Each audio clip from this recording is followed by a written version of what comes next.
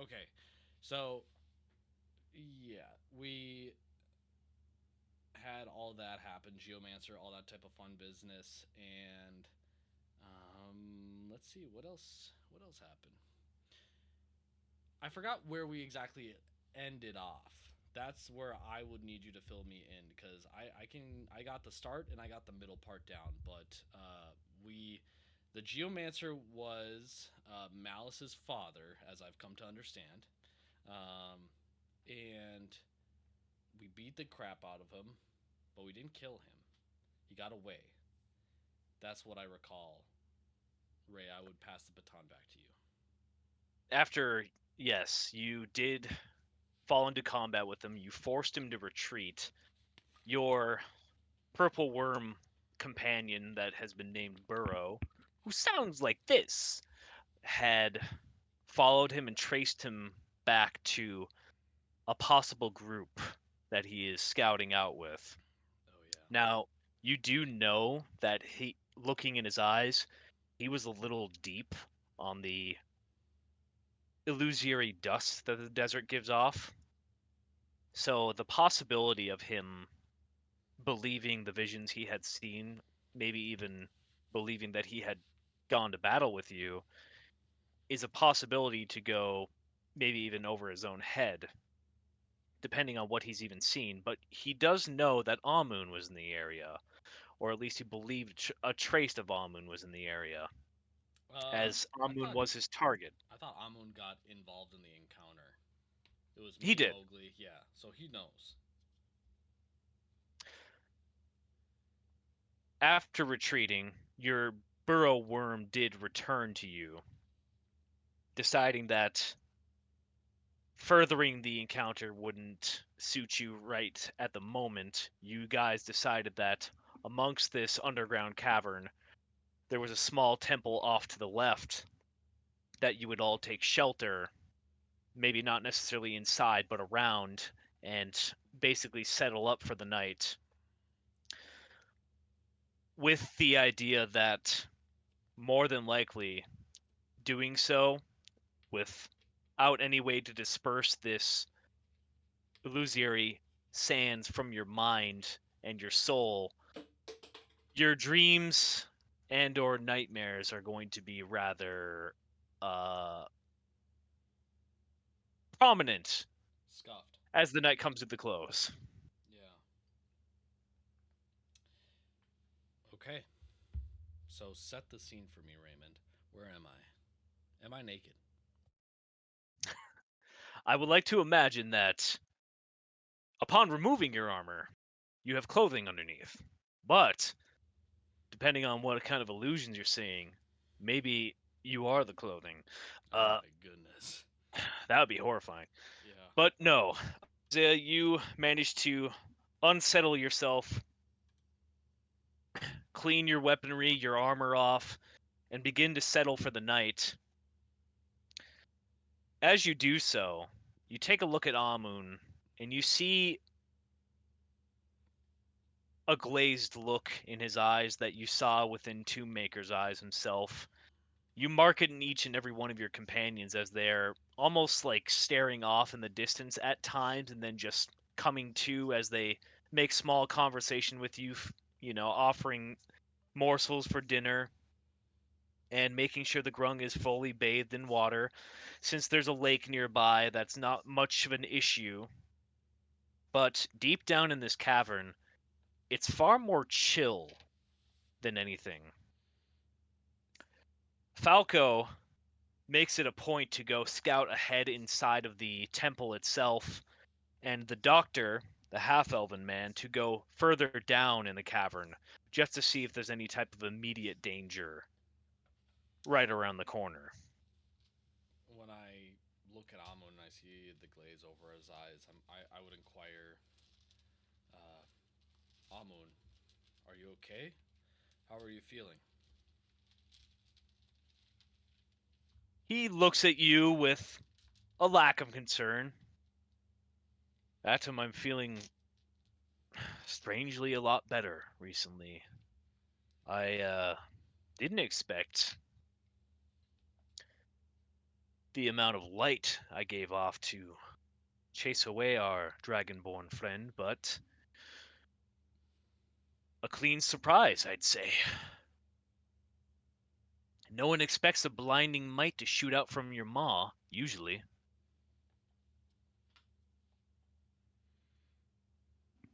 Yes, indeed. And when I look at him, the his eyes, the glaze over his eyes, they're very prominent, right? Uh, it's almost like amongst his eyeball and his sclera itself, you see swirling bluish green sands just kind of pulsing and glowing on occasion.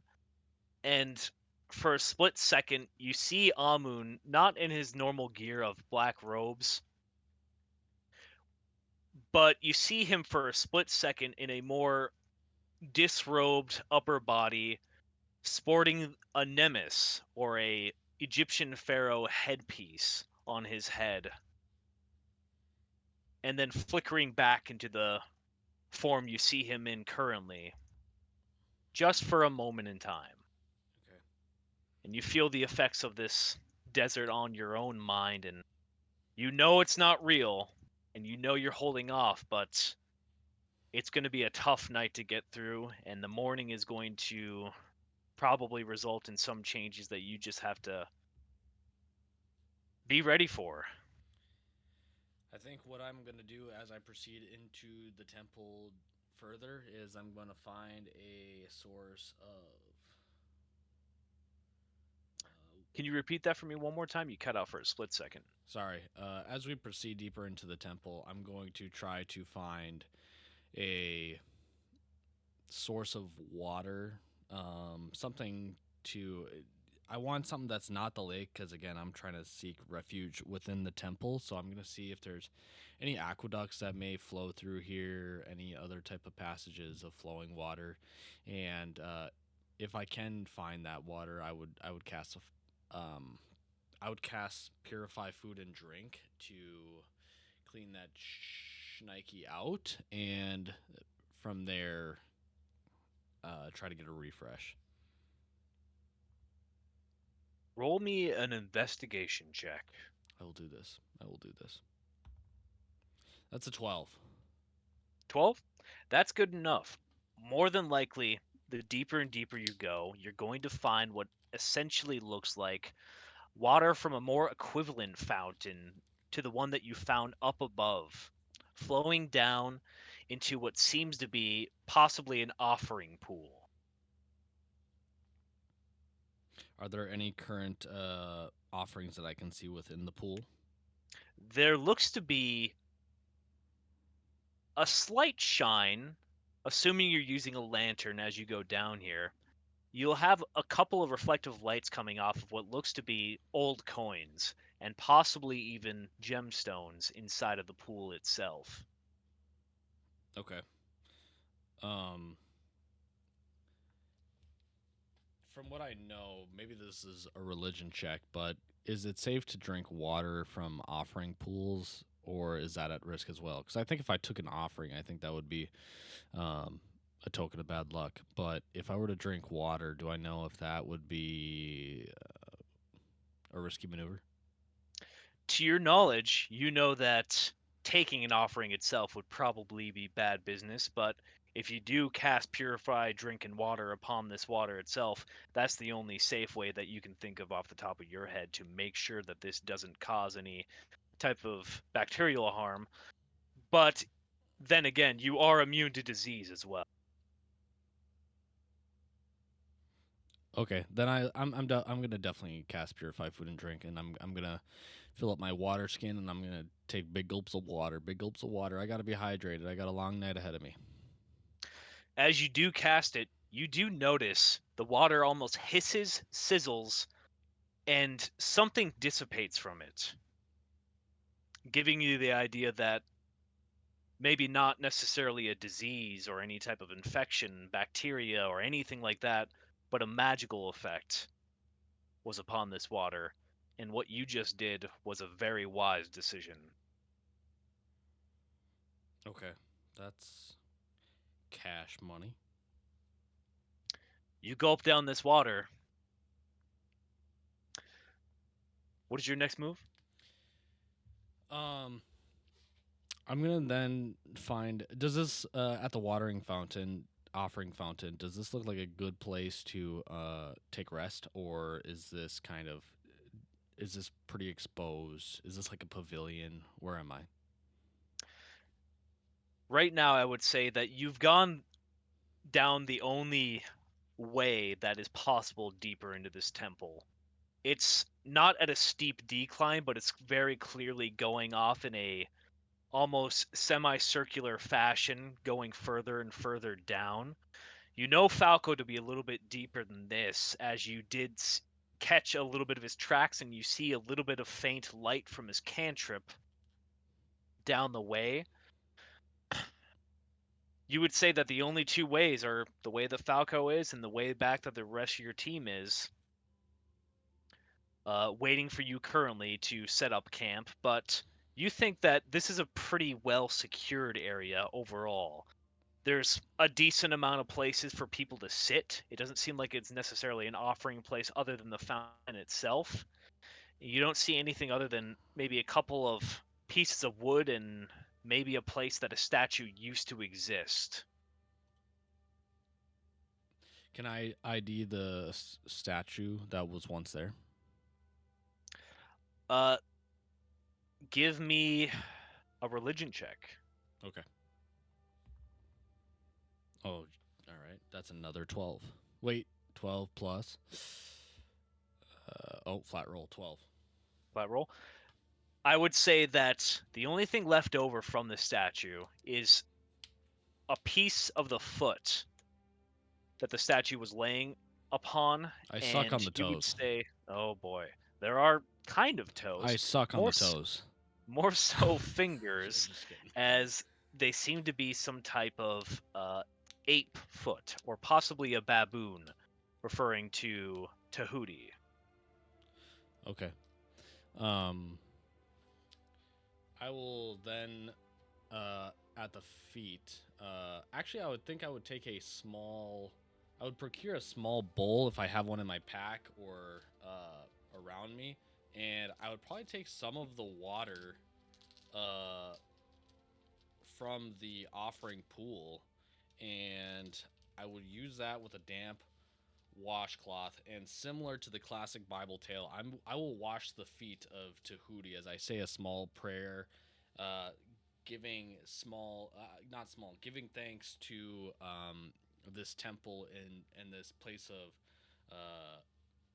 solace and safekeeping, and essentially just trying to inspire, instigate some sort of blessing from Tahuti while here. So I will do that. Roll me. I'm gonna ask you for another check. Roll me an Arcana check. Okay. Mm-mm-mm-mm. That's a flat 9. Flat 9. I would say you clean the feet off. The remainder of the statue seemed to have been maybe about 5 feet tall, judging by the little alcove that it's built in. No longer here, gone in entirety. You see what looks to be on the backside of this stone pedestal that it's on.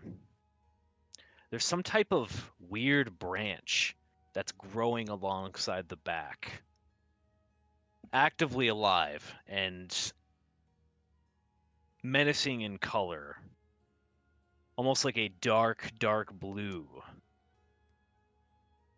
Mm. Is there anything that I can discern that's menacing beyond the color?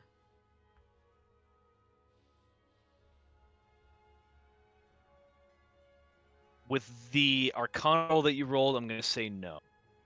Not at this moment. It Does it just gives you a very bad feeling. does the tree look like does the tree have leaves? How young is this tree? It doesn't have any leaves. I would say that it's a branch growing from what seems to be, if you track it, a hole deeper into the ground, a crack. And it seems like it's slowly, actively growing, and the crack itself is just slowly coming up with more and more like small sediment and rocks. Mm. If I were to do a slight tug on the tree, does it have much give? I would say if you give a slight tug on the branch in the tree, as you do so, you feel it almost wrap itself around you. And it does give quite a bit more as you start to pull it up. Okay. Then. Mm.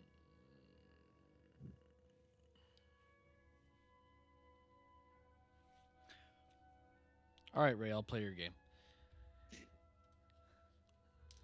I know. I know. I'm so easy to get. Am I easy as a player? Be honest. I don't answer Yes. that question. I know.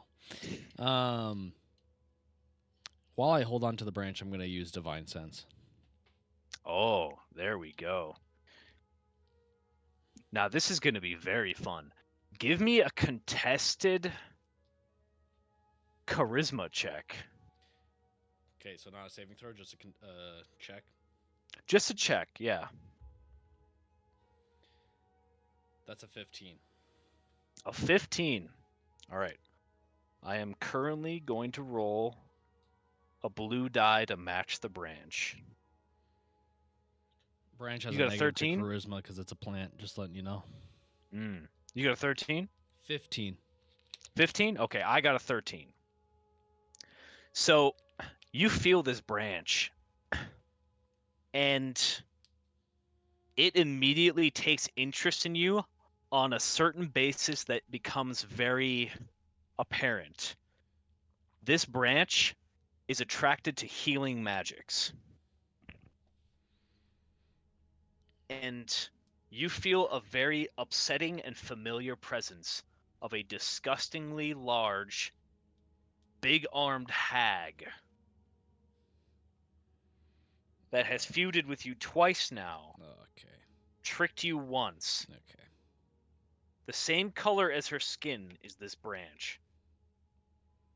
And you feel her own presence far deep, deep inside of this temple as she is cocooned and gestating slowly deep inside, and she doesn't quite realize you're here yet. Based off of this, do I have a idea of where she is? You have a solid idea that she's almost a good mile or two underneath the ground. Okay. Then. Mm-mm-mm-mm.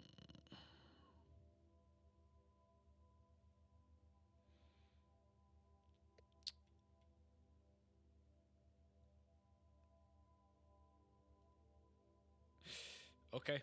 Then. Do I. I guess I don't know this for sure. I'll just ask it anyways, and you can tell me if you can't answer it. But do I get the sense that if I were to destroy this tree, this would wake her up within the cocoon?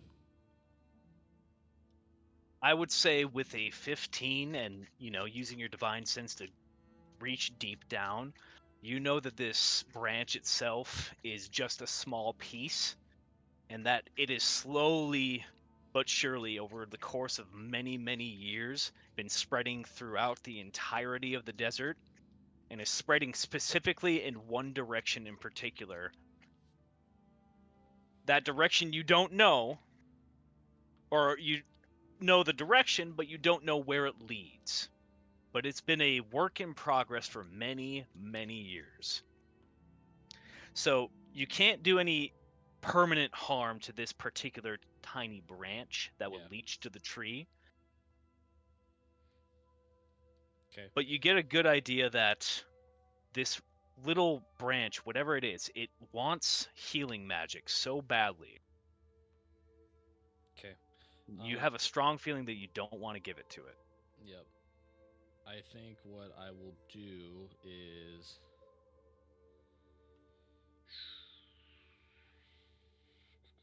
let me see here.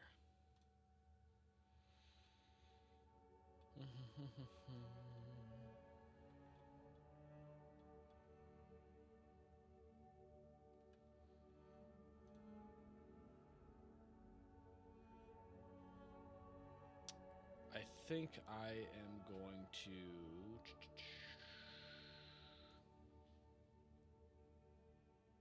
I'm just gonna deroot the tree, just out of respect to Tahuti. I'm just gonna pull it out. Call me the fucking gardener. I don't give a shit. I'm pulling it out. All right, roll me a contested strength check. Actually, you know what? We'll do athletics.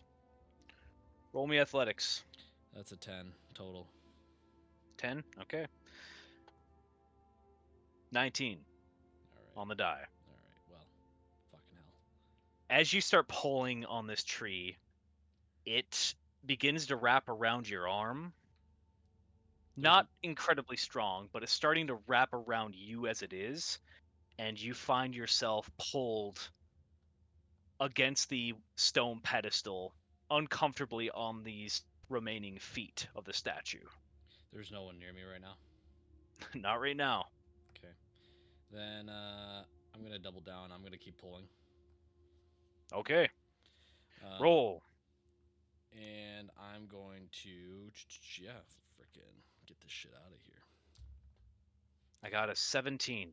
I got a 19 now. Okay. It's my You turn. pull back.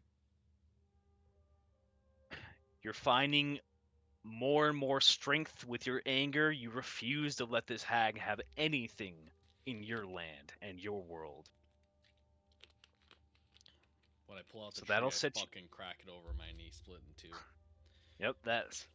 You pull it out, and it's basically derooted at this point from its actual network, and it's pretty much just laying there. Okay. I'll take it with me. I'll proceed deeper into the temple. Deeper and deeper you go, you begin to find bones. And you begin to become upset as you see a number of these bones have very similar branches growing out of the ground into the skeletons, into the clothing. Some of these particular roots from the network have infiltrated the bones themselves and have sucked out the marrow itself. Hmm. Soon you start to see figures hanging from rafters in the hallway. An even more upsetting insight is you start to see the oddity of picture frames, empty picture frames alongside the hall. Further and further you go down, and the stone starts to change into a dark gray stone. Masoned stone, almost like it was cobbled together, even though this seemed to have been just a naturally forming cavern. Your environment itself is changing actively. Do I see my party up ahead or no? You follow the tracks that Falco left behind. The rest of your party was either behind you or one of them, the doctor, was off scouting on his own. You do hear what seems to be some clamoring and movement of individuals from behind you, but no one's calling out at the moment, and you still haven't seen Falco currently. Okay. I'll ask the group if when they've all last seen Falco. You back up. You see the little grung. You see Mowgli just kind of like chomping on his own claws, nervous to be down here in such cramped quarters due to his large frame. And you see the doctor looking around, looking far more worried than he has before. His appearance has also changed recently. He seems to be donned in more of a Somerset yellow shirt with white pants, somewhat of a brown cloak around his shoulders, and his hair is vastly different, far shorter than it was, and he has no beard. Glasses, however, are the same. He looks at you, Isaiah, and he says, "We have not seen Falco for some time, but where did you get that?" And he points at the branch in I'll your s- hands. I'll say I relieved it from a statue of Tahuti out of respect for the god's temple or former temple, as it in its current state does not serve much purpose. Um, where's Burrow? Do I know where Burrow is? You have a telepathic connection with Burrow, so you'll be able to contact him if you wish to. Okay. I'll send a telepathic message and say, Burrow, have you seen Falco? Boss, I have not seen Falco. You get a little interference of what sounds to be burrowing, but I can go look for him if you want. You have a good idea of where it might be? I don't know. Do I have a good idea where he might be? Can I roll a history check to see when I last seen Falco? Was it during that Geomancer encounter? You remember Falco going down this tunnel that you are currently going down, and you did have tracks of his, but as you look down, his tracks are gone.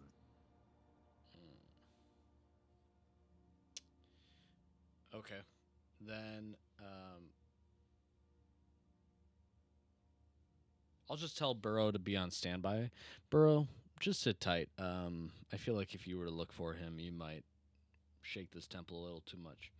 Um, I'll go on the lookout for him. I will take this tree that I have in my hand and I will give it to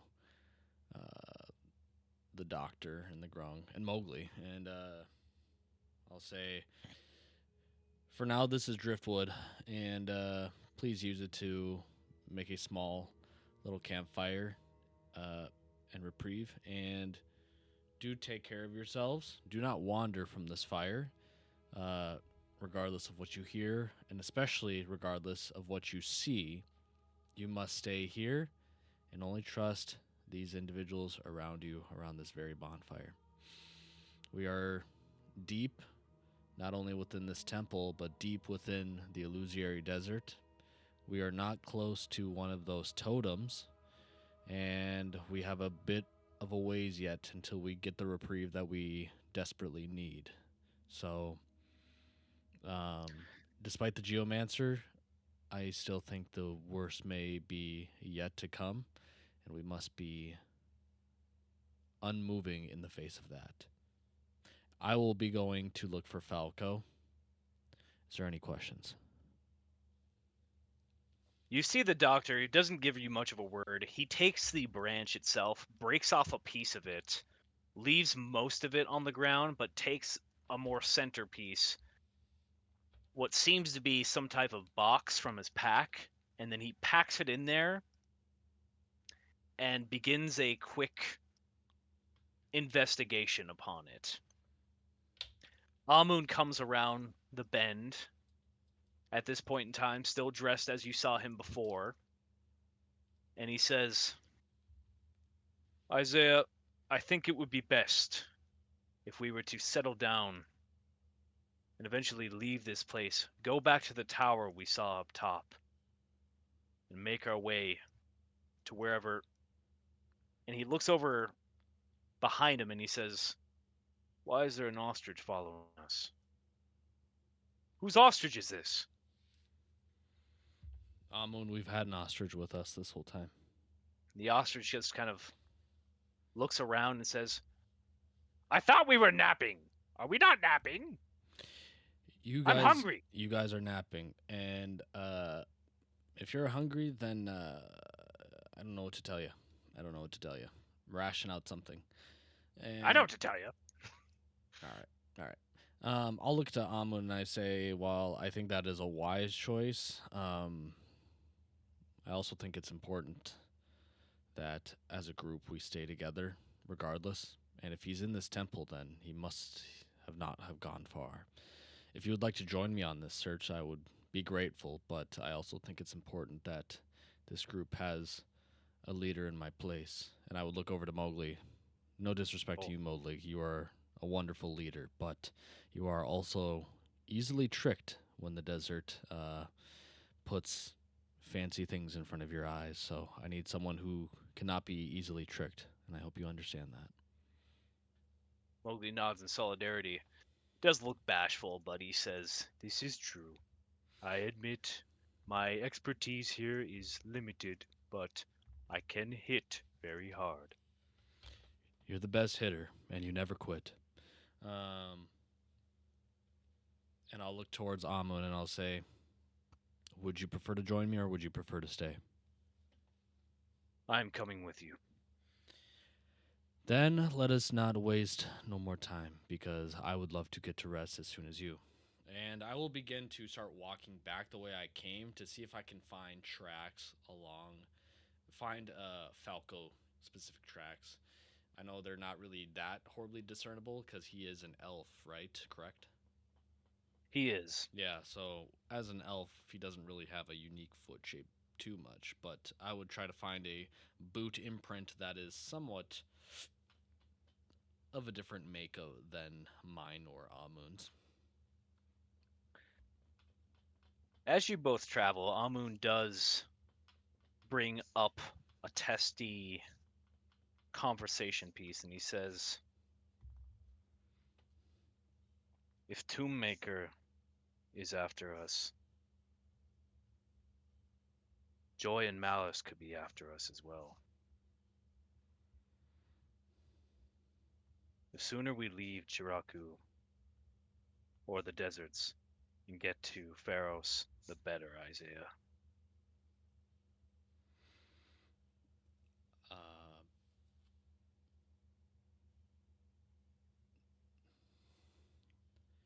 I would kind of bashfully put my hand against his chest and I would stop us in our tracks and I would kind of sternly say to him, and I would say, let me clarify a couple of things, Amun.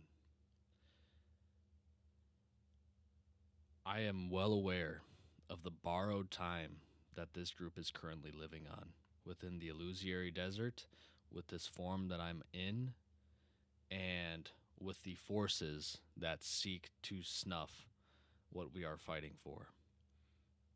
That has not lost on me. Secondly, the name is Adam and not Isaiah.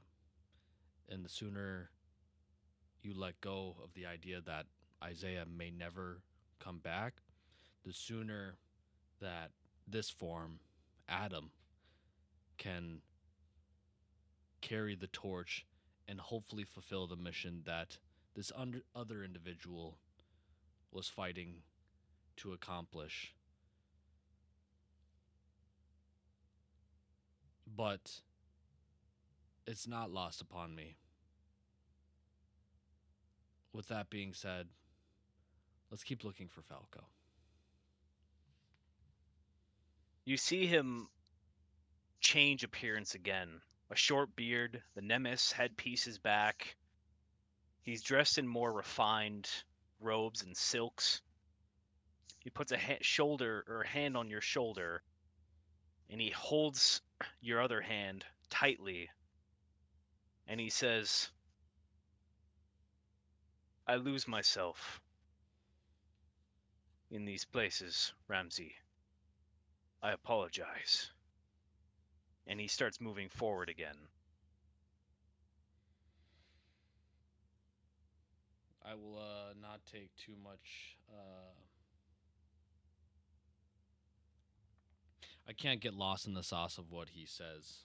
I'm here to take advantage of the second set of eyes and potential backup of what can potentially be at risk here. So I will continue forth throughout this temple and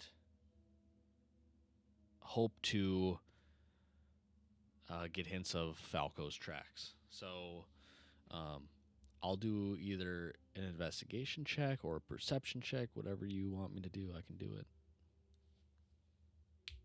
Give me a survival check. Give you a survival check. That's a 15. That's a good roll. You travel a bit further down. Question: is Things, my yep. survival check made with advantage with Amun with me or no? I will say no for the time being, just because he's very lost in the desert's grasp right now, while you have maintained your autonomy because, well, you need to. He is struggling more and more as time goes on. So he doesn't quite know exactly what's going on, but he does trust the individual that is you, no matter what name he calls you. Okay. But a 15 is very good, Okay. Okay. I was just checking. regardless. You go further down, and eventually you open up into a much larger cavern. And at this point, your heart begins to drop a little bit because you see what looks to be uh, almost a network, a majority presence of these particular branches, these disgusting blue and now reddish branches, as you see what looks to be an open chasm that just goes down further and further, almost reminding you met Ion for the first time, but instead of there being multifaceted and multi-material webs, you have these branches, and you see bodies wrapped up in these branches, and the branches are moving in and through them and around them, enveloping them, not leaving too much to be seen, mostly just maybe limbs, the ends of limbs, and some faces, branches going through someone's mouth themselves. Luckily enough, you see a small patching of what looks to be a number of dismembered branches off of the far left side of this cavern. Looks like someone had used some type of weapon to slash their way through, leaving a disgusting degree of viscera, we'll say chlorophyll, and maybe some hag juice upon the ground. Striking up some new tracks, maybe not knowing that did so, but you see what looks to be Falco's boots going further and further into this enveloped makeshift forest. But I don't see Falco immediately. Not the man himself.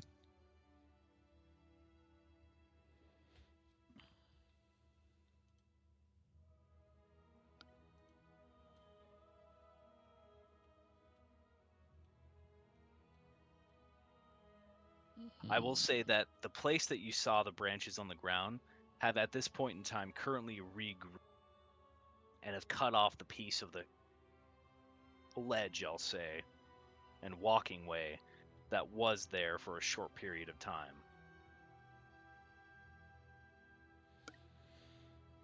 Mm-hmm. Amun at this point in time kind of looks around for a means to do so, but he just kind of looks at your weapon and shrugs.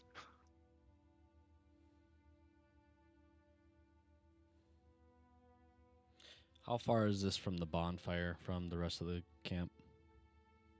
I would say you guys have been traveling for maybe a good 5 minutes. Careful pace. Okay. And it's a pretty dense forest, you would say? It's dense. It looks to be that there is an other side to the cavern that's not part of it. It is very small to see, or the view itself, the way it's very small to see. And it looks like Falco just took, one of two ways, left or right, and he chose left to just try to chop his way through and scout ahead even further, which at this point in time you feel like is plenty far enough, and that there's something Maybe even he's caught in the grasp of the desert at this point. Does if I look at the footsteps, does the cadence of the footsteps look like it was just a modest pace? Was he running, or do I get any indications of behavior just by assessing the footsteps? It looks like a walking pace for sure. The footsteps are pretty close together. Looks like he's doing his best to sneak, but he got his feet covered in something, so it does give away his pace itself. Okay. I will say Amun, stick close to me. We will get Falco and we will get out of here. I believe this forest may have tricked him into going deeper than what he needed to scout. And I'll put one arm around him, hold him close, and I'm going to lend him the strength of my aura of protection to hopefully keep him in the game, more or Okay. less. And uh, I have the both the aura of courage and aura of protection, so hopefully that gives him the ability to keep uh, pushing forward. We'll say I know Aura of Courage, but can you remind me of Protection? aura of protection. While I am conscious, I grant all friendly creatures a +4 bonus to all saving throws. Ah, all right. Your Charisma modifier. Okay. Yep. So he's good on any saving throws for a good chunk of time. So with that being said, with my arm around him, I'm going to head forward into the left path that Falco journeyed down, and I'm going to go to the forest. Okay. So you start chopping away as a means to follow Falco's tracks. It only takes about 3 swings to clear the way to actually start going into it. You go further and further down the way, and you see a small little divot that you didn't see before. You wouldn't have seen unless you chopped away at it in general. And deeper as you go, things start to get a little more cramped and a little more claustrophobic, and you're just getting a little more worried that this is going to end with possibly one of you getting stuck. So give me an acrobatics check real quick.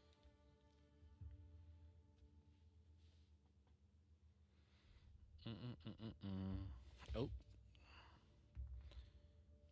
it's going to be a 13. A 13. You sneak your way through.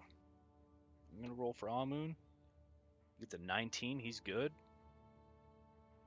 You guys make your way plenty, and suddenly you're starting to go up a little bit. And the more and more you go up, the more and more steep it gets. It feels like the world is starting to warm up quite a bit more. At this point, I'm going to use a second divine sense. Second divine sense? Okay. Is there anything in particular you're looking for? I want to understand if there's any fiends that are near me, and I also want to see if there's anything, particularly fiendish or particularly celestial, because I still understand that this is attached to a temple. You don't feel anything fiendish or celestial at this moment in time. Okay. Let's see here. Do I sense anything affected by the Hallow spell? You do feel something affected by the hallowed spell up almost directly above you. Like You associated begin to see in the a ceiling? little bit of light. What was that? In the ceiling, or you're just saying directly ahead? Directly ahead and above you currently. You see what looks to be maybe some type of a small, subtle glowing light.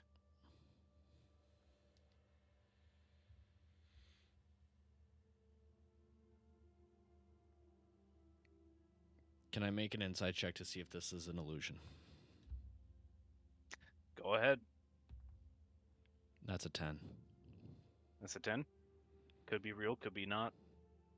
Okay. I still see Falco's footsteps. Not at this point. It's a little too cramped to see anything in particular on the ground. You guys are being skinny legends at the moment, trying to sneak your way through. So he didn't have the ability to make full-on steps necessarily, and whatever residue was on his boots is currently off. But He was walking in this direction. he was certainly walking in this direction, and you didn't see any deviations. Okay, I will proceed forward. You proceed about 30 more feet, and you come across what looks to be not necessarily a opening, but more like almost as if you were to build a well and crack the wall of it at the very bottom. You have an entryway that just kind of leads into a man-made rounded structure. It almost feels like a well, but there's no rope or ladder or anything like it up above. But you seem to be in some type of cylinder-like stone structure I'm at the bottom that of it, goes down. You're at the bottom of it, and it goes up and it goes up. to the light. Yep. Do I see any loose rocks at the bottom of this? Like, can I discern whether or not Falco climbed this well? It's just by looking, it's certainly, possible for us to do the very classic thing of like when we were kids to, go into a door frame and just put our limbs against it and just kind of Shimmy sidle up. our way up. Yeah. Yeah, shimmy our way up. Like the little ninjas we used to be. Yeah, we're too old. Yeah. It's a good 30 feet, but yeah, you could definitely do it. Okay, then I'll look at Amun and I'll say, "Do you have the strength to climb this well with me?" Amun scoffs and says, "Who do you even think I am, my boy?" And he pushes past you and just kind of Prince of Persia's his way up, I give him a good jumping butt from wall tap, to and I'm wall. like, "Good game." No, I'm just kidding. Uh, okay. Well, that's all the affirmation I needed. Then I will proceed up to the top. You make your way up, and you immediately find yourself in what seems to be a temple. Well, at this point, looks like a room in a temple, and this stone structure that you're on is like a stone dais that's had this wooden lid with a tapestry that goes over it removed. A secret passageway that has been ancient and unused until possibly very recently by you guys. Does this still look like the Temple of Tahuti? Just a different avenue of it? It looks different. It feels different as well. The feeling you get is, Kinky. yeah, you could say that. All right. It feels older. It feels very similar to Raw.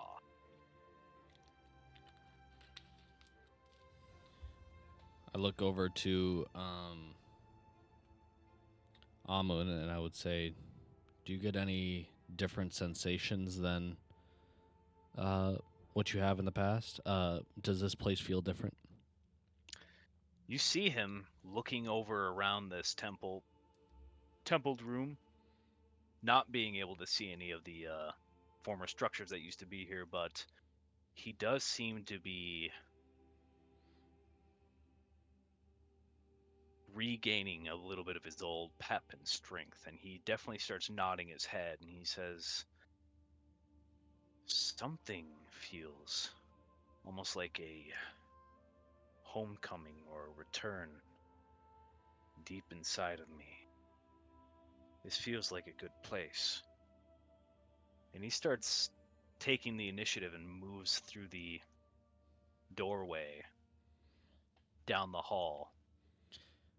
I look towards Amun and I say, We must stay focused to find Falco, and I will make an investigation check to see if I can find any footsteps now that I'm up in this new sect of the temple, of a temple.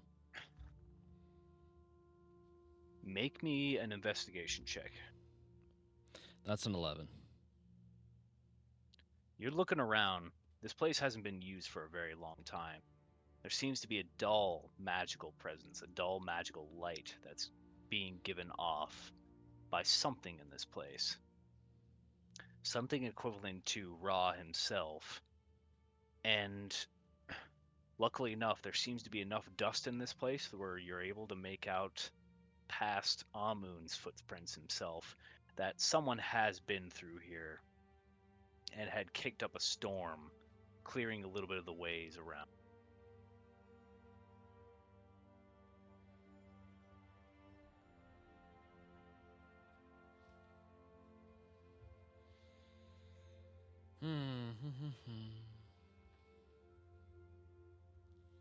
What's the layout of where this hole popped out of? Is it like, is there four distinct hallways in each cardinal direction, or is it a split? What does it look like?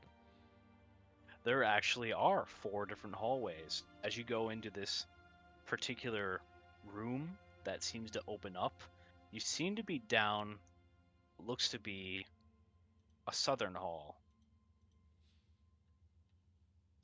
Marked properly, almost map-like. Map like. Okay. Um,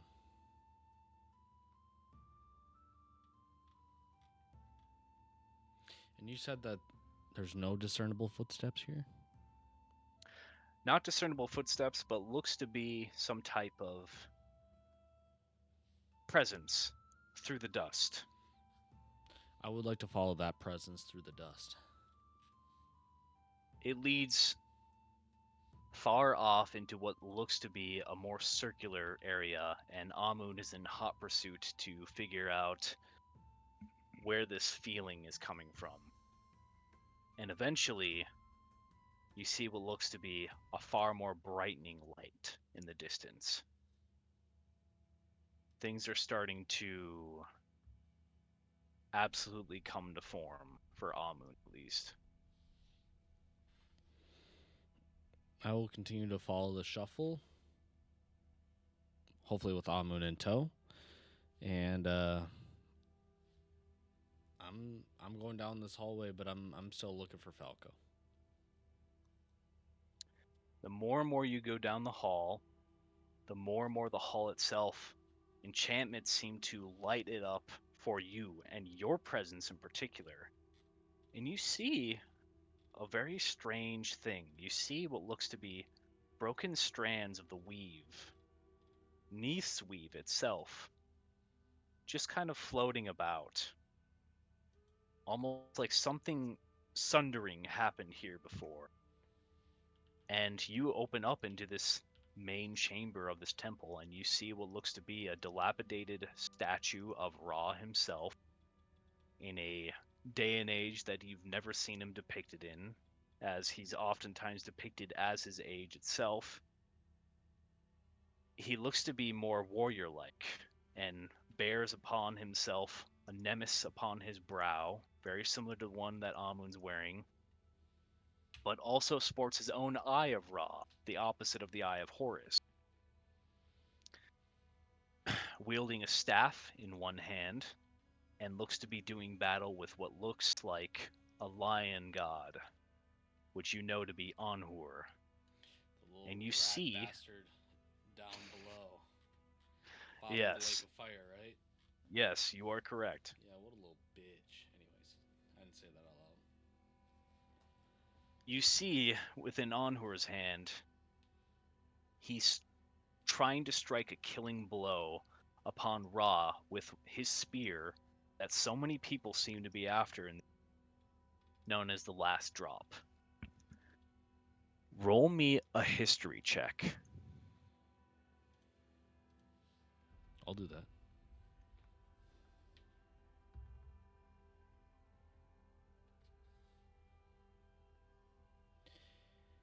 If Amun is here, as a pharaoh and as a partner to Ra, do I get advantage? Can I get at the help action? I I will say that when Amun walks into his temple, you definitely see him in his element. He feels better. He looks like he's got a subtle glow himself, like he's pregnant, and he just kind of gives off a helping light, I'll say. So you can roll with advantage. Holy shit! Thank you.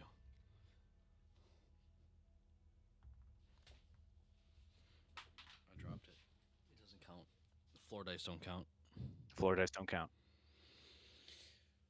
Oh, we went from a natural one to a dirty 20. Okay. That's okay. We keep the rule, man. We got to keep the rule. You, with a dirty 20, Isaiah, you have a little bit of a panicked moment in time that you don't really know what to feel. It's one thing to see a depiction of the gods themselves, especially in any type of medium outside of religious context in Jabaxi. You know, people have their own idea of what they would look like. Some of them depict them as just humanoids themselves. Some of them all have been depicted with, animal heads, and some of them just as purely animals themselves. So there's a lot of flourish to go around, but typically things have, a good grounding of like, yes, this is similar. Ra is almost always associated with bird. Uh, Anhur, as limited as he is always depicted as a lion and wielding a spear. When it comes to the spear itself, you recognize it. You've heard of it. You've never seen a depiction of it, but you recognize the spear and know that it's the last drop because it's in Anhur's hands, and you realize that you have been stabbed with this spear in the past. Many years ago, when our campaign first started, a confrontation was had with you and our residential favorite catman, Tangus Toborn, in a dispute, almost a friendly contest, to see who could get a boon from who, with one particular annex, the leader of the strongest military group in Salia itself, He was a bitch, to be honest, but yeah. Shifo Bayless. Yeah. Yep. And Yep. you recognize the head itself is rather different, possibly, but that spear is in the annex of the Shifo Coalition's hands, or at least was in his possession. That colonizing bastard. Um, that's very interesting.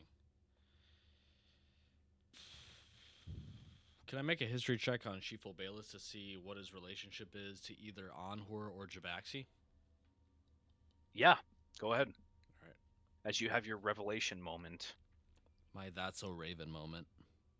It's a That's So Raven moment. It's a, ending of a Saw movie where, they're piecing everything together and realize that they were Jigsaw the whole time, Oh didn't my know. gosh.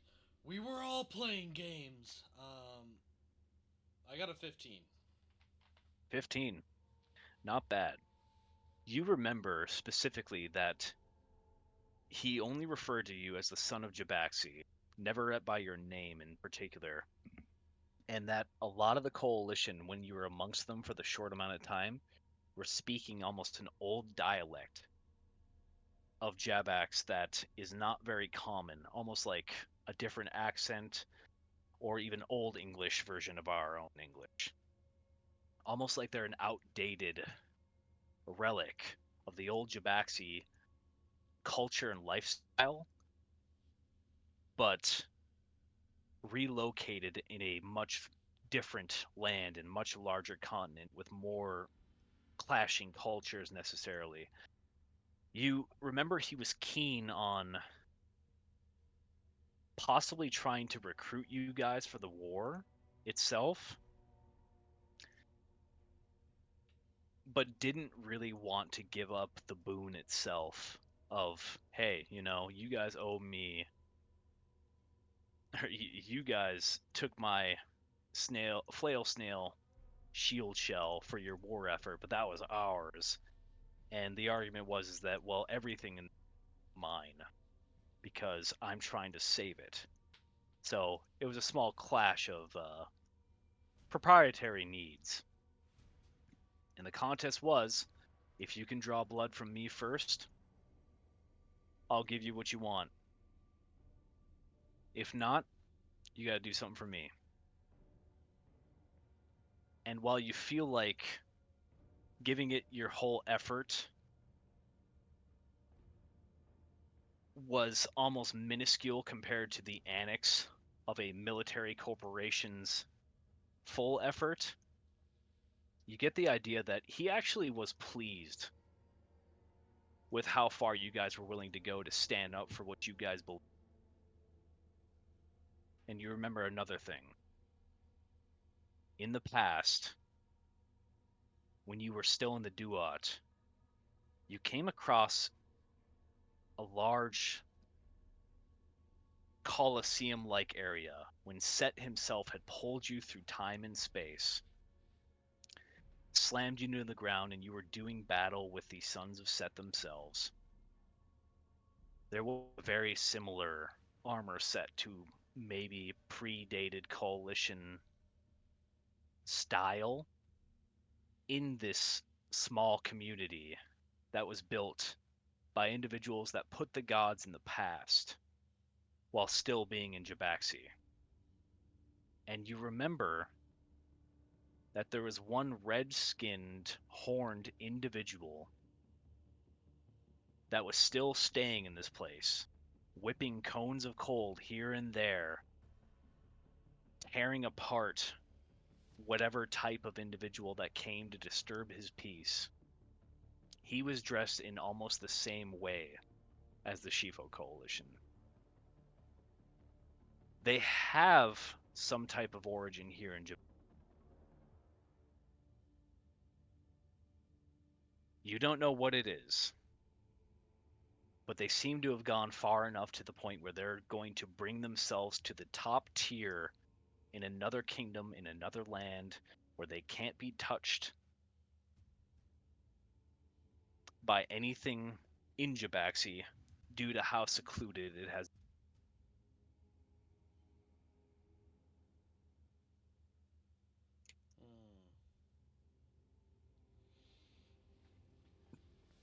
And that is enough rambling from me. And I can discern they're using the tool of Onhur to facilitate this. You know that Anhur himself was one of the Jabaxi's gods of war. And Salia has almost always been waging wars, what you but over the past 8 years when the campaign had first started, they had come across a war of a particular breed with the Knolls to the far, far south, with their own god Astaroth, the Great Devourer, that you know to be somewhat associated with feasting off of the corpse that Jabaxi has made from other deities in the past.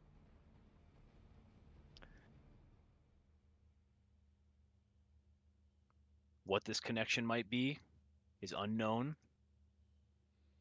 You get the idea that Shifo Bayless himself is probably more of Jabaxi origin than maybe even Salia. But it's hard to tell. Okay. Okay. Then. I will mark one more thing. Okay, go ahead. You were very close to one of his eyes.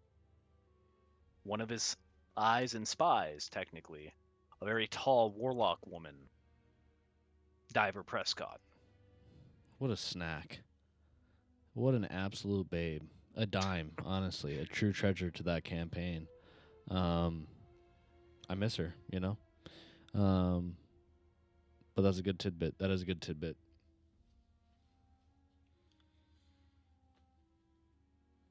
Simping Diver Prescott screwed over Tink so bad.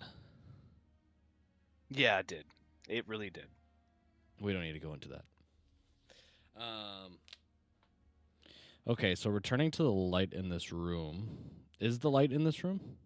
Yeah, yeah. It seems to be emanating from almost everywhere, but mostly the Raw statue. What point to the Raw statue? The chest. Okay.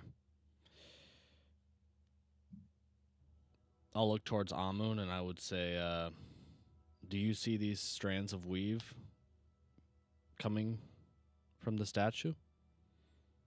Amun almost doesn't pay attention to you, but What a dick. just kind of Anyways, passively says he's like inhaling every drug he possibly can right now, he's huffing. just through osmosis, and he just kind of shakes his head and he doesn't know exactly what you're talking about. Okay.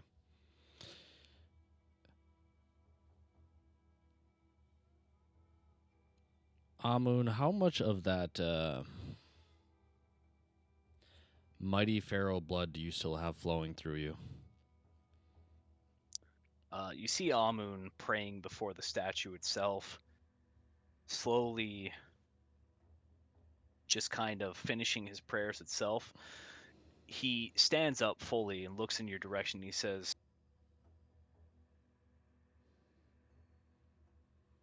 I feel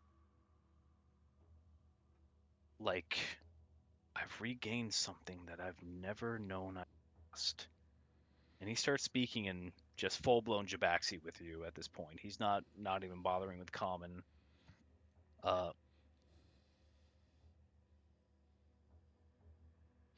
I look towards him and I'll say,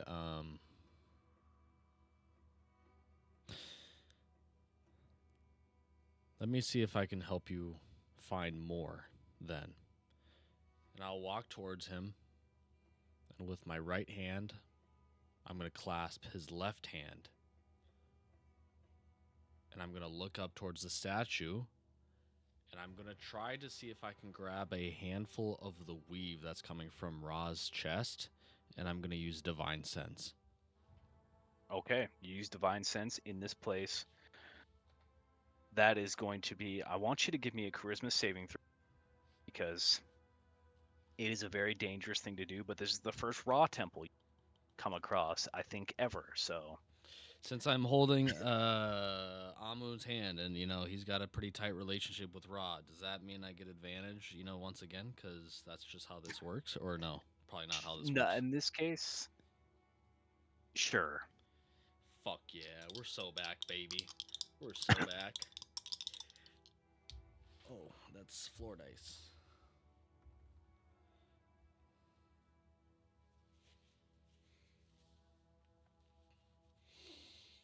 This might be my highest roll ever, Ray. This is a natural 20 for a 32. Oh man, you feel the presence of Ra very strongly. It is destroying whatever path, whatever interference that this illusory desert is giving off to not release any true sunlight into this place is dashed away. You're rolling a strike, and you're not having a 300-point game. It's a 600-point game now. You're breaking the rules. You link Amun to this particular statue, and an orb of pure red light shoots from the statue itself and goes into Amun, lighting up his skin, and you see him in full Pharaoh's garb. He has symbols and makeup, making his skin golden. Red symbols tracing all the way across his body, ending in suns upon his palms, his forehead, his upper chest. He seems to gain more of his Girth? girth and, we'll say, spiritual youth back. And Amun seems to be in a form that you've never seen him. You saw him in good form arc, but it was more like kind of like a surfer dude, an older uncle who takes it easy and knows that he show off in front of his nephew or niece and just have a good time. This guy is the fully formed, you know, I'm the heavyweight champion of the world, and you're my number one fan, and I'm just gonna be in my element right now, and I'm gonna be like I only ever have to be me because all there is me. And you are cascaded before a cosmic surface of the universe. The only god second to Neith themselves in terms of cosmology at this point in time is Ra himself, and you see him in almost an outline, a wireframe of multicolored rainbow color off of a black cosmic like backdrop where he's always fighting with his brother Apophis. His presence your presence doesn't seem to have triggered in his perception, but you see Roz looking off into the distance of the night, and you don't see Apophis anywhere. Because he's a punk bitch, fucking dick, asshole, loser. And you know And this, Ray. yeah, Just say it. Say that word you for word. Just kidding. you see what is the equivalent of a man who's come to duel with his greatest enemy like he does almost every day, and today's the day he doesn't show up. And you just see Raw just waiting there, eye closed, just waiting for the moment to happen, and then he sees you. And I'm not helping the situation because I look fucking ugly. I look like a punk bitch, loser, ass, dick. You feel a voice in your chest, All right. and light spills from his beak and his eyes, and you hear a voice say in your own mind, "How is it I have come across to see you?" Before I answer this, if I look around, is Amun in this space with me or am I by myself? You feel Amun still in your hand at this moment in time, but you don't see him in this space. Okay. Okay. If the voice is coming from my chest, can I speak to him telepathically? Can I just speak in my Yes. mind? Okay. I will say,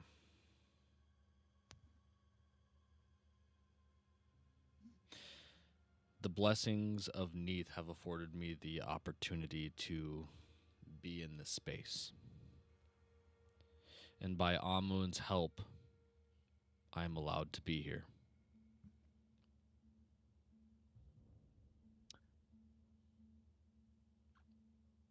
Ra almost takes a seat cosmically, crossing his legs, resting one of his arms upon his knee.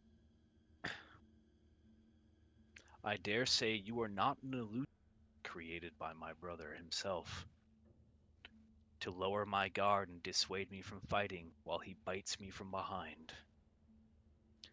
I have heard tale of you from my own blood, Iset. She told me that you are the blessing of Jabaxi, Honored One, and that you will bring great change as you already have. If Amun is in your presence and your company, I have no fear that he will be safe, and I give you my thanks from my oldest friend. His very life itself may lie in your hands. I have troubled news for you. Boy, do I have troubled news for you. Who would you like to go first? You called me the honored one, and while you speak to the very soul, that is true. But physically and metaphysically, it is inaccurate. And you have already done some of the work yourself, as you have come to understand. You are currently in isolation from your counterpart, your brother, uh, Apophis. And why that is the case is because after an encounter with the Lord of the Night, he has, for all intents and purposes, relieved me from my body and is currently wandering the deserts of Jabaxi, uh, seeking out this form to snuff it and using one of his children, who's my friend, Ion, to do so, amongst other individuals. And while I am working in the best interest of Jabaxi and Pharaohs and Amun alike, uh, this has upheaved the trajectory that I was trying to follow along with. And so while I did not plan to be here or intend to have this encounter with you, I did want to inquire that your aid in any means would be appreciated, uh, no matter how small, um, to help aid on specifically the Apophis portion. No more than that, as I understand that the Apophis portion takes up the vast majority of your time.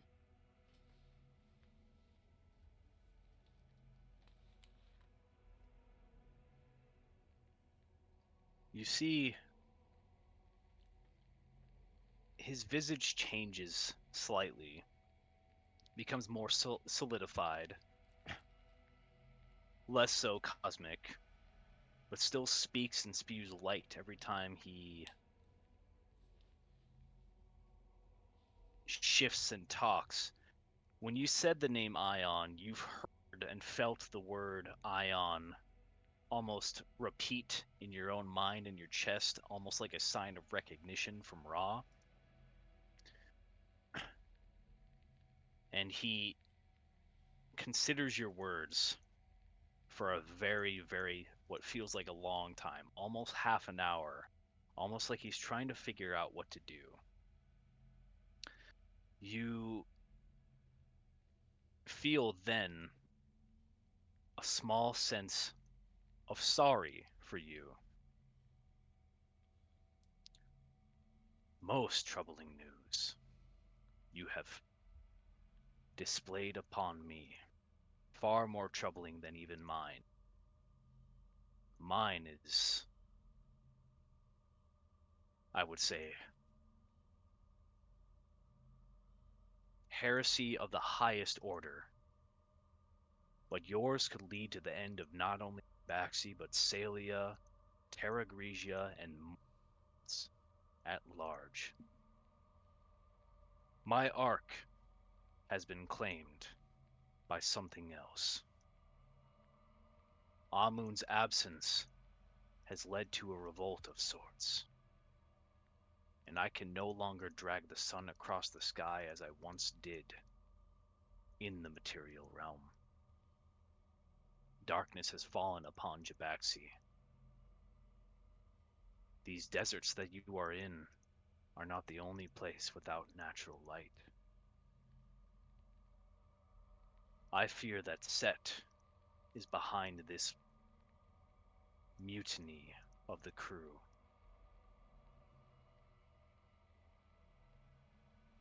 I also feel the presence of these hags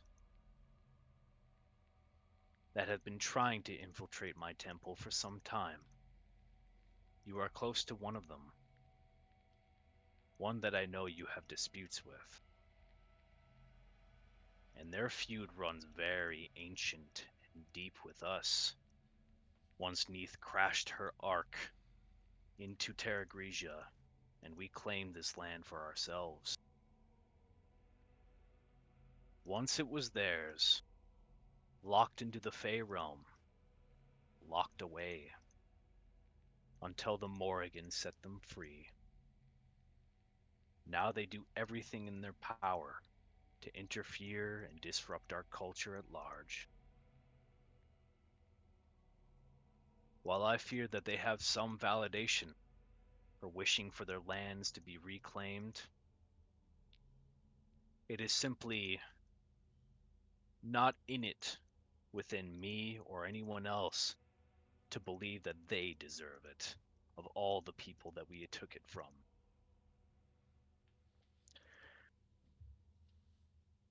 I feel the presence of this old land within you. You have interacted with Nagazi, once bore one of its shields from a portrait portal created by a witness. The Nagazi choose who gets these relics, and I find it keen and just that you of all honored one have received one and will do so again. I ask of you, Atom, will you take your place in the campaign of Jabaxi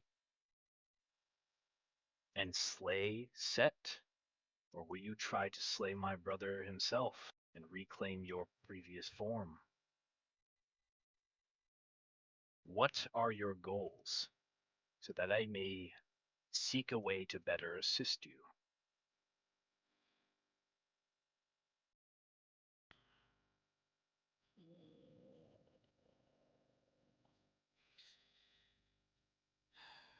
So Patrick says yes. All of the help. So everything. But just give me a second here.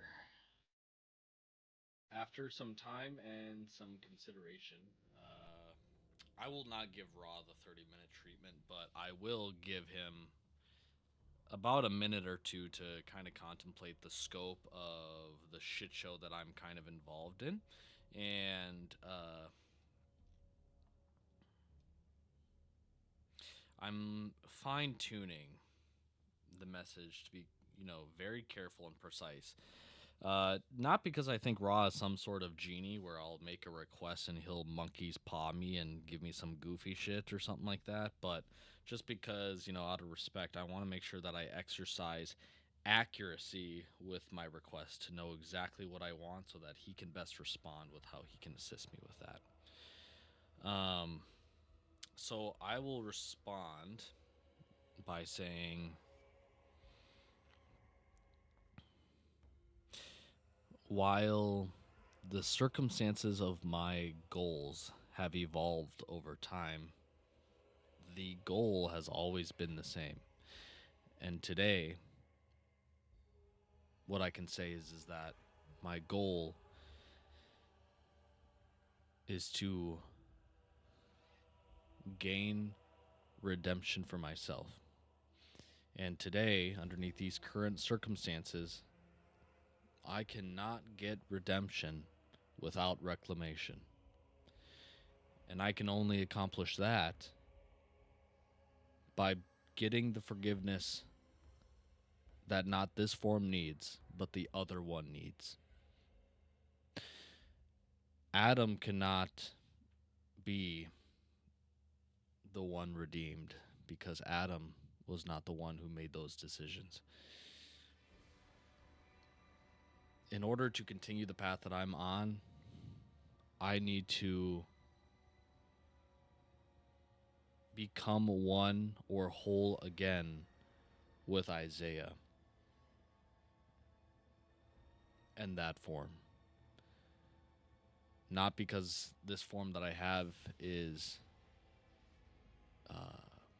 inferior or not worthy or something that I cannot live with, for I can live with this form and any other form that I may possibly take. But in order for that mission to be fulfilled of redemption, it needs to be that form that is in Pharos at the front of his people and stands trial for the crimes committed. For the world to see, for Osiris to see, for Horus to see, and for the likes of the rest of the Jabaxi gods.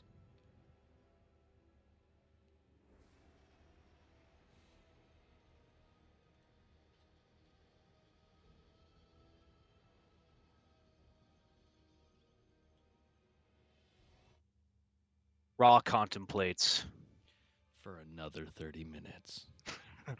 longer, calculating and stoic. The sun god, and I guess in reality the origin of the sun of Jabaxi, truly takes his time to consider every piece on the board and every possible move. And despite the fact that he is a large looming presence that can move certain pieces, he is not capable of doing anything himself. When your hand moves a rook to take another rook, it is the rook doing the job.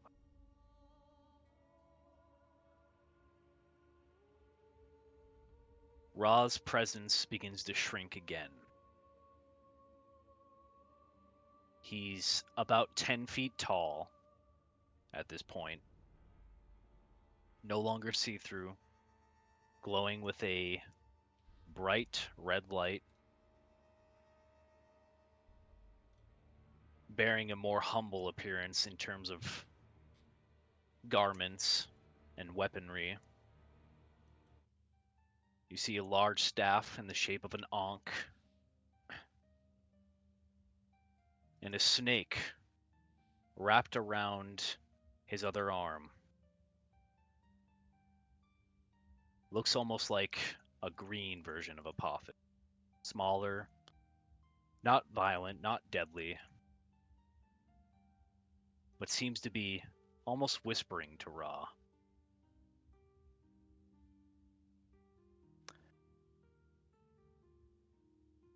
Honored One,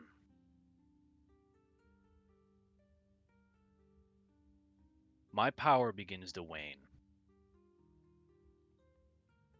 But do not worry that it goes to waste. To Amun I give it. Without my ark, my presence and influence is minimized greatly in Jabaxi. To seek more power from me and blessings, few as my temples may be, they are still scattered throughout all of the realm of Jabaxi in many dark and damp a place that would need light to bring balance.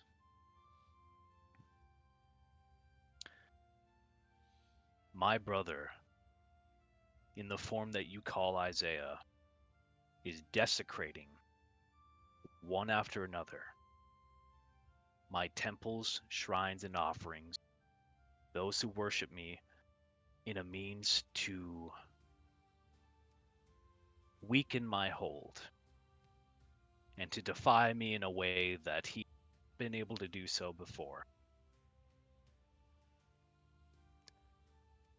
I see how your heart is set. Why did you say that name? Yeah, I was gonna say his eyes flash for a second. He turns into a jackal and kills me. Whoops.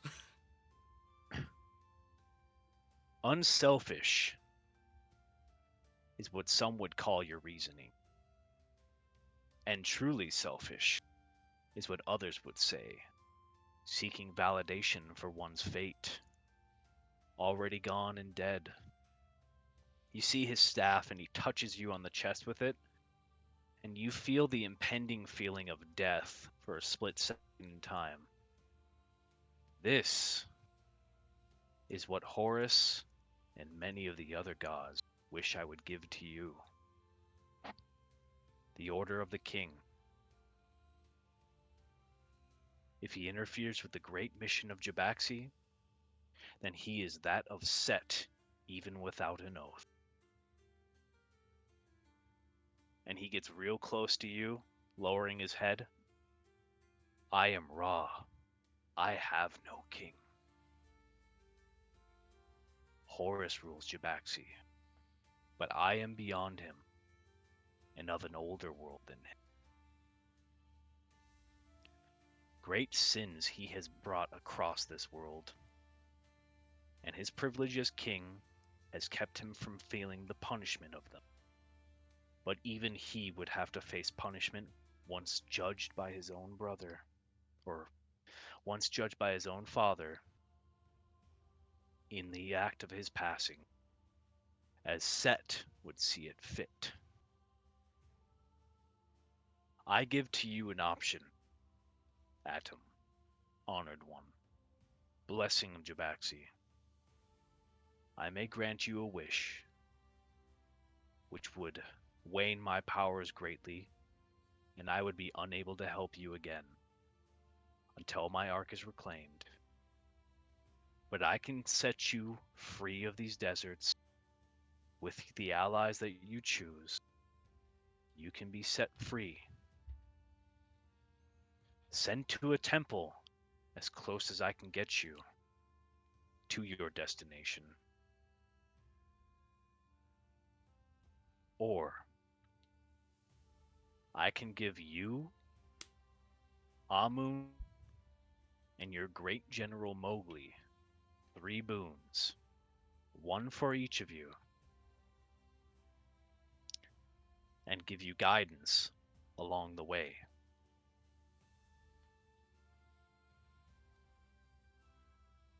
These are the choices I offer you. After much, much, much, much deliberation over the opportunity presented to Adam, Adam will procure a list. He'll take out, he'll manifest, because I don't know if he even has this on him, but he'll manifest basically a papyrus and a quill, and it will include a list of names, a list of names that Patrick will not immediately disclose, but a list of names that will essentially cover everyone that Adam, aka the soul, the vessel that carries the residual soul of Isaiah, who he would like to attend his judgment in Pharos uh, when the time comes. And so he will take Ra's wish and take this list of people and have Ra basically facilitate the singularity that takes everyone that Isaiah could know, past, present, this lifetime, the last lifetime, the lifetime before that, and the original lifetime. Flipping through the chapters of who has existed and shared an experience with Isaiah that was beyond, even just slightly beyond, a surface level interaction. Uh, he would make sure that what he has done is not only held to the light, but those who were able to bear witness to him when he was spreading light, they can be able to witness his darkest moment. So once that list is procured, it will be handed over in air quotes. I don't know how this would work with a 10-foot sun god, but I would hand over said list to Ra and look at him and say, pun not intended, but this is a wish list. If you cannot get everyone on this list, then that is perfectly fine for me. Uh, it's not a requirement, but it was important to me that I at least tried. Uh, but this is the wish that I would like.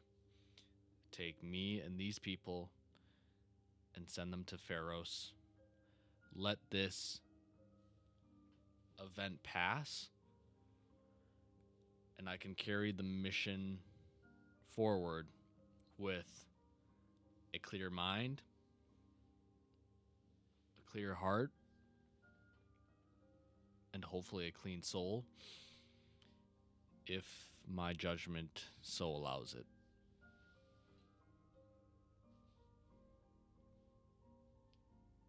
As you hand him this list of paper, his size matches your own, as the list and the lettering upon it glows bright red. The outline of the paper shines with all the power he has left, and you see Ra at his most. He looks like a normal old man, a gnarled staff in his hand, no longer the Ankh, and a withered old snake on his shoulder that's barely hanging on and flicking its tongue, taking in whatever scent it can. He's got very wide, wrinkled features, the darkest, most withered skin, and completely pale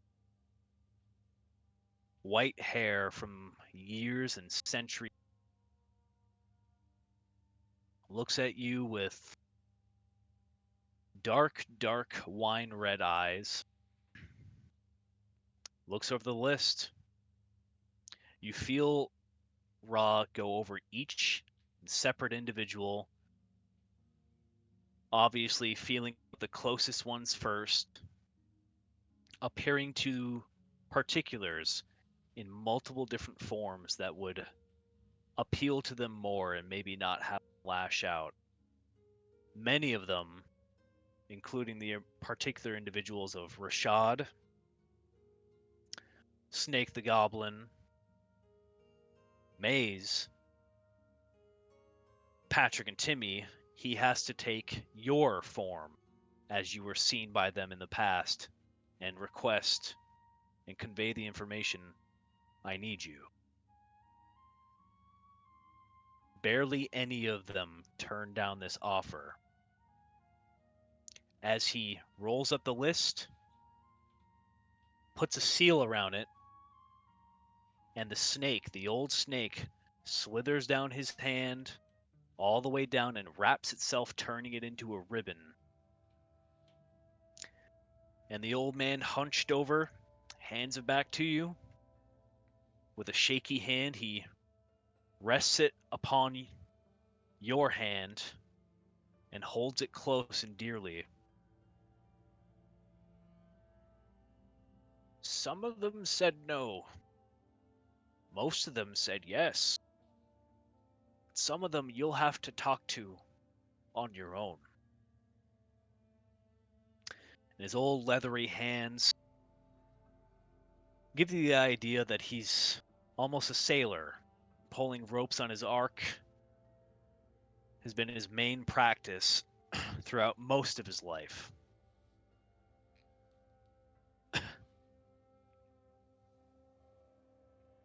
I'm glad I'm one of the few that got to meet you in person, young man. And I think you're just the thing we need to bring back the light to Jabaxi. and his presence begins to fade. As you find yourself in the possession of this wish list, when you open it up, the majority of these people that you're not in the immediate presence of will be summoned directly to your location, Isaiah. And you look around,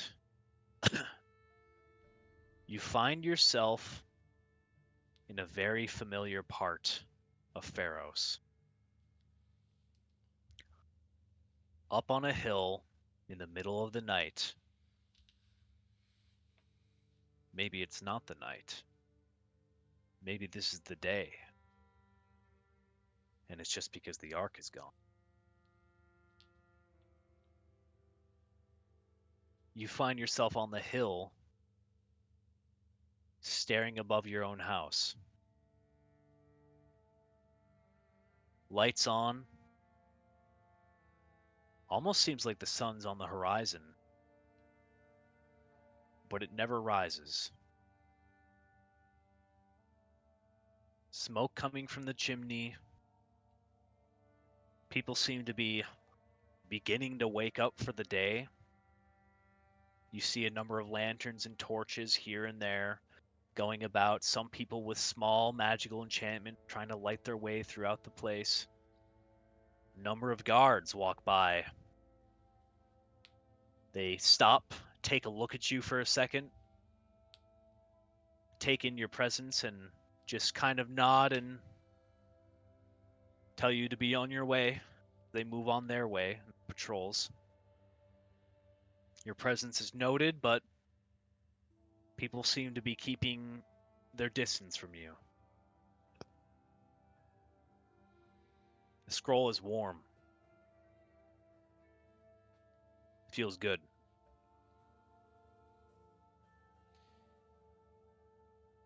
I will walk down the hill towards the house and make a perception check to see if people are awake or asleep, or what type of activity can I discern? You hear a little bit of bustling. Sounds like someone possibly is chopping something inside. I will say in real life that you sound a little distant. You might need to move your mic up a little bit. Okay, that's my bad. All right, I'm There you closer. go. That's good. That's good. Um, But yeah, continue. sounds like, yeah, sounds like the habits of everyday life. Someone's making breakfast inside. You hear what sounds like a conversation in common. Can't really make out the words, but are you going to risk a peek in the window? I would like to inquire whether the encounter with Raw potentially constituted as a long rest or a short rest of any sort. No, it did not. Okay. You're still rather haggard and tired.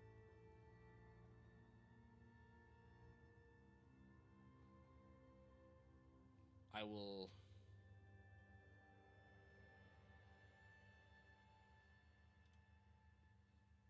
I will take off my armor, leave it in the yard, set the mace down next to the armor.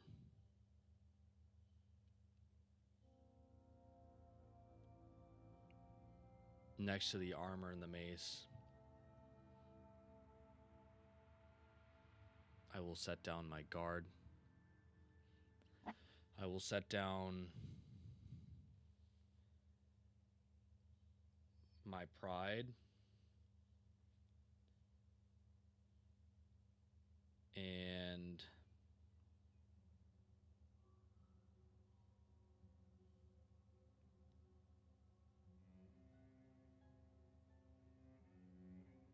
trying my best, I will try to set down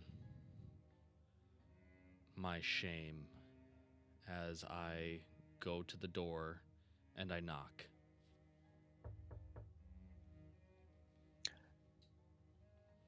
You almost miss the first time, and you knock loudly enough to hear the chopping stop from the inside, and the inquiries of who would be here at this hour between two women. You hear someone walking towards the door. You hear the hefting of some large metal object near the side of the door frame. All your senses are acute and sharp at this moment in time. Nothing has been more pivotal in recency, despite how dangerous some things have been than this moment is right now.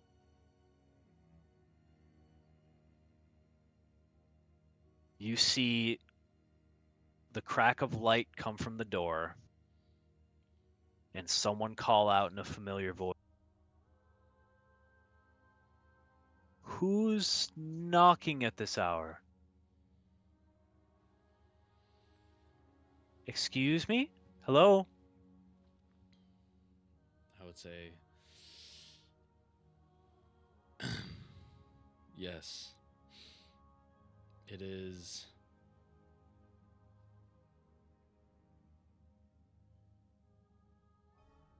I get stuck on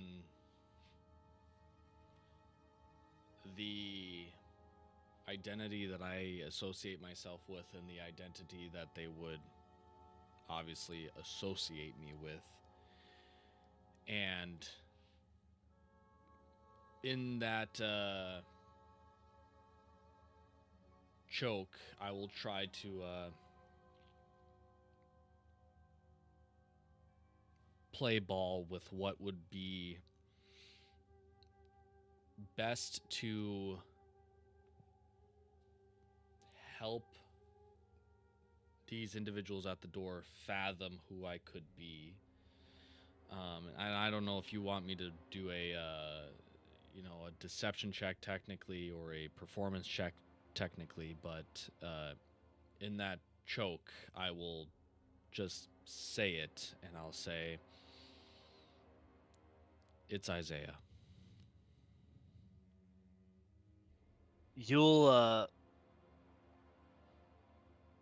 you'll see the door opens a little more abruptly and a large club in hand.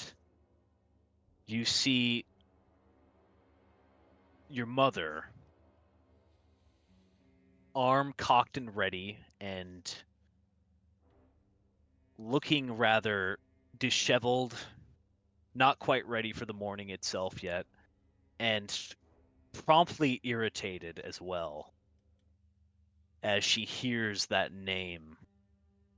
She pushes the door open and doesn't swing, but is armed and ready to do so, and the light spills in your eyes.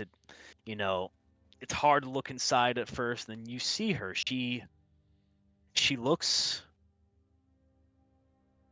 older.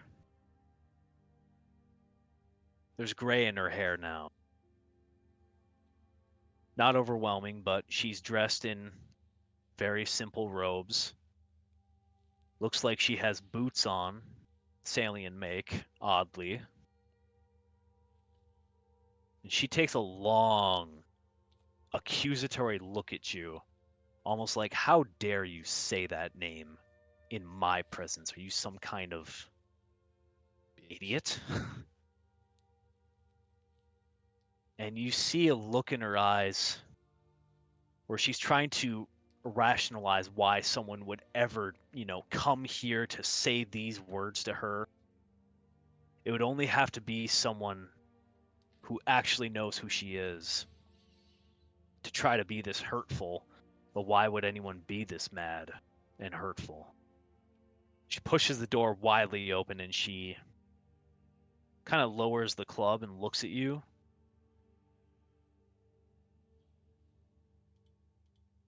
Not a friendly look on her face, but okay. Isaiah, roll me a persuasion check.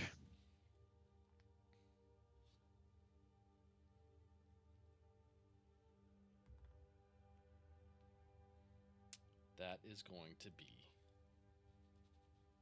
a 16 total. A 16.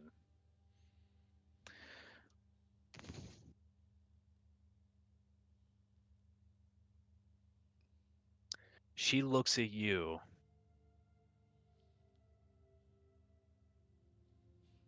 She moves out of the way of the door. Come inside. I will walk inside very meekly. You're seeing a 6 foot tall individual. Um, not the exact same proportions as his original form, but the proportions of an adult male nonetheless. Uh, Adult male who has been accustomed to wear, uh, over 60 pounds worth of armor, fight hags, um, talk shit to gods, um, confront individuals of his past and present, uh, and not really someone who shivers in the face of seemingly impossible decisions. But in this moment, walking through this doorway, it's almost like he's walking through some sort of transfiguration portal as he walks through the doorway as just a meek, shy little kid who doesn't really know what to do with himself. And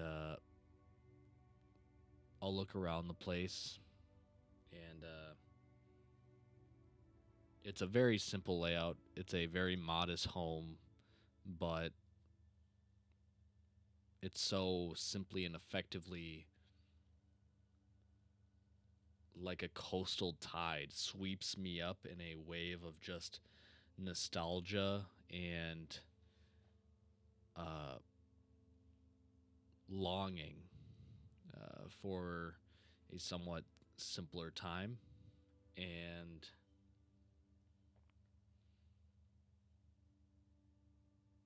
all of this has to somewhat bubble underneath the surface as he has to confront this woman as to what his identity really is. And so, as I walk into the building, I will take a seat.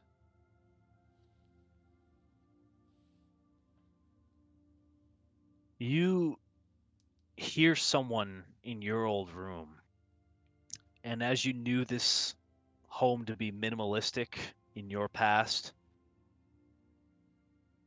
you notice that there's a lot less in here before, less furniture, almost like the house itself is being vacated. And from the bedroom that you used to occupy, an impressively tall woman walks out. One that you're familiar with, not as tall as she used to be. Fair, fair skin,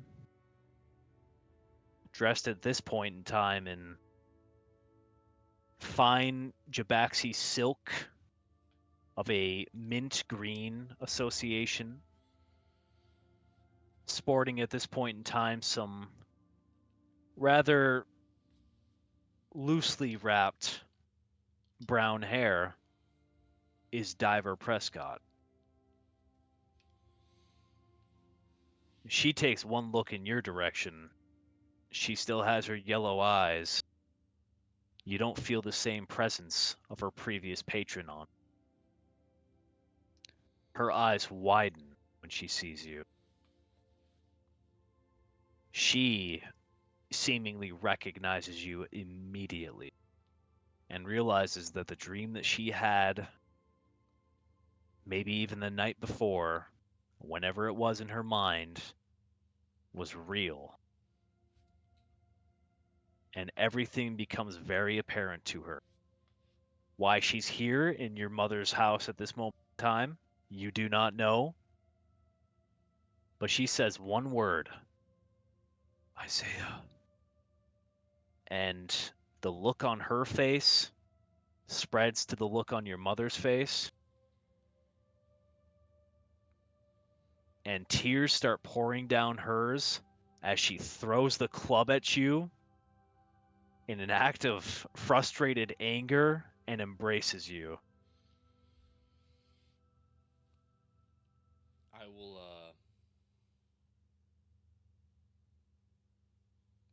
I'm gonna hug my mom.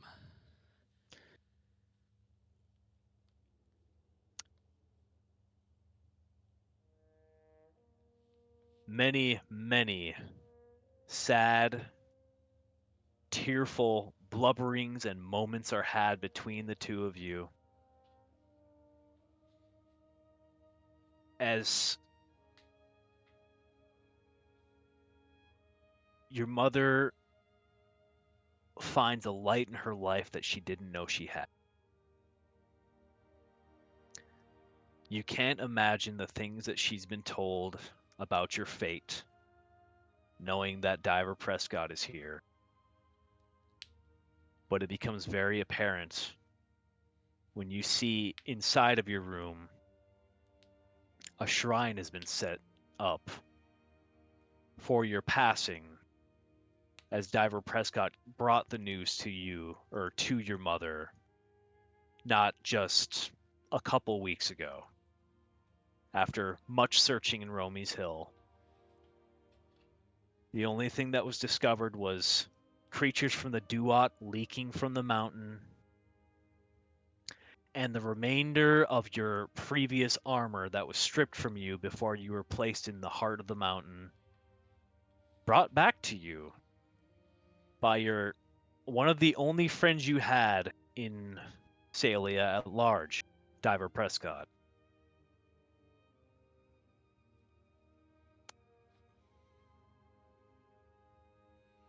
We can't act out the sadness of a mother, nor the joy that she would feel. Not Oscar worthy yet. But another knock hits the door.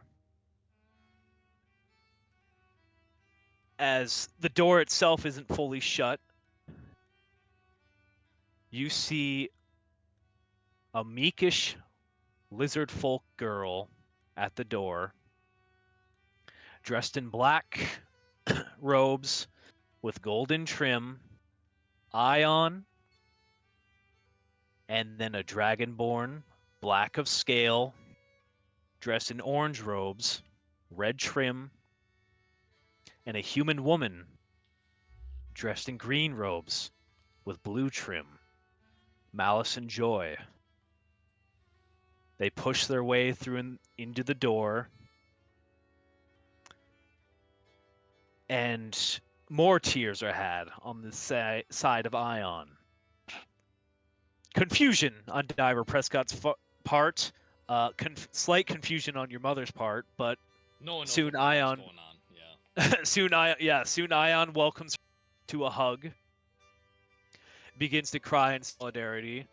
Uh, Joy, Malice, and Diver take their siding, and soon enough, there's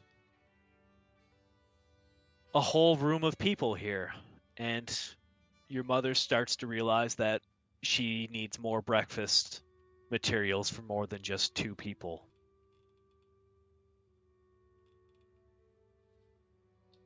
Fuck yeah. And your room and house is filled up again with people that Isaiah has known and loved. Your sisters have moved out for the most part, and your mother was going to leave Pharaoh's. as she has taken a job for the first time in many, many years. No longer has to sit upon the royalties that your father has procured over the many, many years of his veterancy. She is going to be a consulate and somewhat of a bridge for the introduction of Salian citizens within Jabaxi.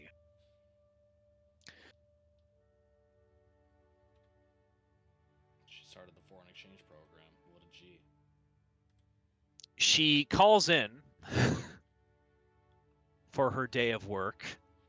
It's been about a week since the sun hasn't come up, and people have stopped panicking at large and have slowly begun to accept their particular fate at large. And a certain brightly colored man, giving off his own eminent aura of light, Amun shows up. And Falco shows up. And the doctor shows up. The little grung shows up. And then soon enough, the house collapses in on itself as Mowgli comes in through the ceiling. Oh, who does he land on? Roll a dice. Who He does he land lands. on? All right. Nat 1. If he lands on my fucking mom. He doesn't land on your mom. I'm going to say he's going to land on, well, you. It's a Nat 1. So he's going to land on you, Oh. crushes you in your bed. Burrow comes up and destroys the floor. Oh. Your house is being invaded currently, Yeah. as the most recent allies that you have made their presence known, but the rest of them remain in the list. And your mother is both horrified and overjoyed that company has finally, come, and she immediately departs to get food with, Amun, because he's going to take her hand and offer to bring her into the city as an escort.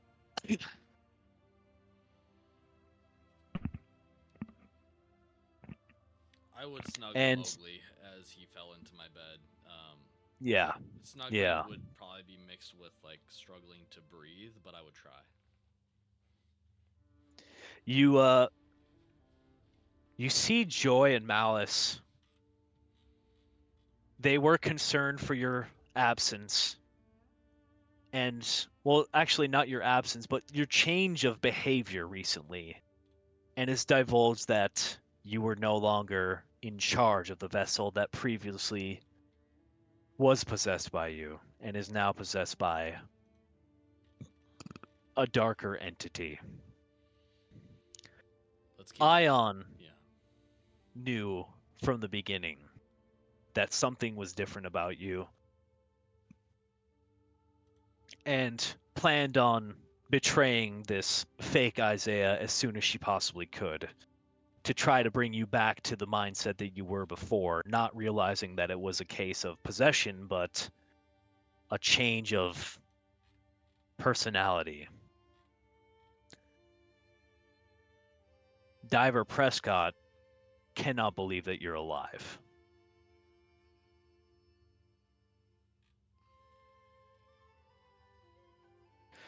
But battle plans are shared in short order, and eventually the majority of you settle down for the night Or for the day. or the day. Regardless, this journey was arduous,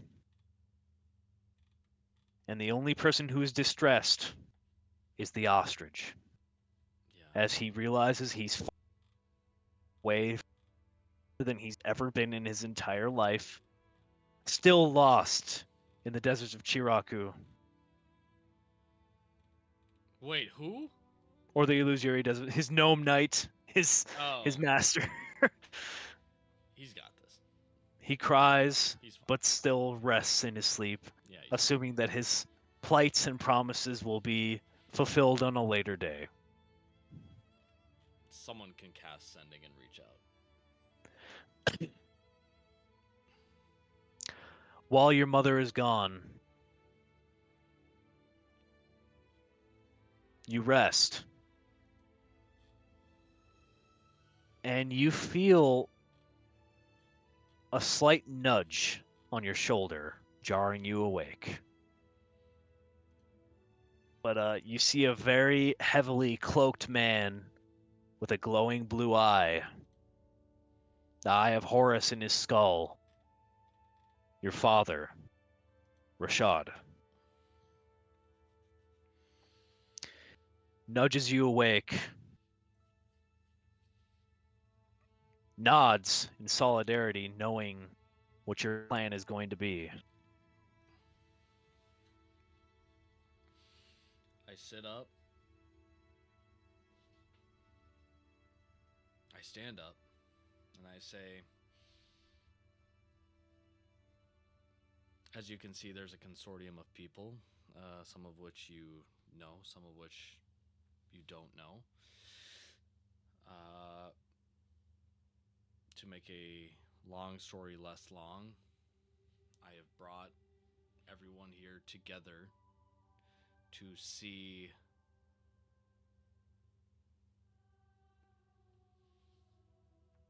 me confront the very thing that I've been running away from since the incident with Captain Sylvan, um, for years now. And I brought you here together to witness the proceeding and the outcome of said trial, as I am ready to own it, I'm ready to confront it, and I'm ready to move past it to help me best serve Jabaxi going forward. So the plan is to turn myself in.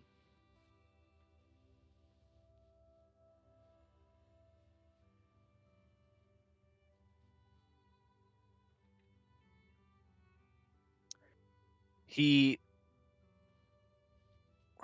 looks around and takes in your room for the first time in many, many years. And he sits down on the bed with you, as majority of your individuals are either outside or resting themselves in other rooms. Mowgli's in the bed, snoozing away, of course. Yeah, he hasn't moved. But you still have your list on the nightstand. You see something fuzzy sticking out of the end of it, and kind of wriggling a little bit, almost like it's trying to get free. Is it Lyman? You see a little bat snout stick out of it, and sure enough, a little head sticks out, and yeah, Lyman is trying to wiggle free. Okay, I pull him out of the scroll. He comes out and he says, "Yeah, it was so tight in there. Oh my god, and louder than you think." Ugh. Welcome back, Lyman. Oh, I remember how his voice goes.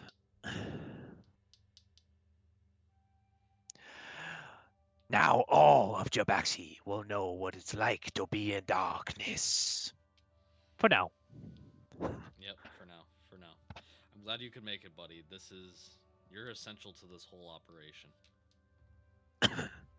Don't I know it? I'm the only one here who can call Thundo. And he static shots uh, Mowgli in his ear while he's sleeping, and it doesn't even bother. Oh, that's beautiful. He starts flying around and takes in the scenery in the darkness. I look at him and I But say, "Have you met Burrow yet?" Burrow, and Burrow says, "This guy doesn't know what is coming. He doesn't know." And I'll tell Lyman, I say, "If you want to meet Burrow, why don't you land on that rock outside?" A Professional wrestling match begins outside. As a dune And worm tries to catch a bat. people start taking bets on what is going to happen outside. And your father, even from his one eye that is exposed, you see him begin to smile as his crow's feet are more prominent than ever. Your mother is not going to forgive me for turning you in. So, if you'd be kind enough to me as to allow me to introduce myself to her again on my own time, and don't tell her I'm here. Would you? um, of course, everything in due time. Um, I've kept my fair share of secrets. It's only right that I let everyone get their turn. So, yes, I will turn myself in and allow everyone to enjoy their time prior to the proceedings and await the outcome. So I'll stand up and I'll put a hand on his shoulder and uh, I'll say it's good to see you when we're at home rather than some of the other situations. But just as quickly as we say hello, I must say goodbye, and I can't guarantee that the outcome of the trial would be favorable, but it will be just.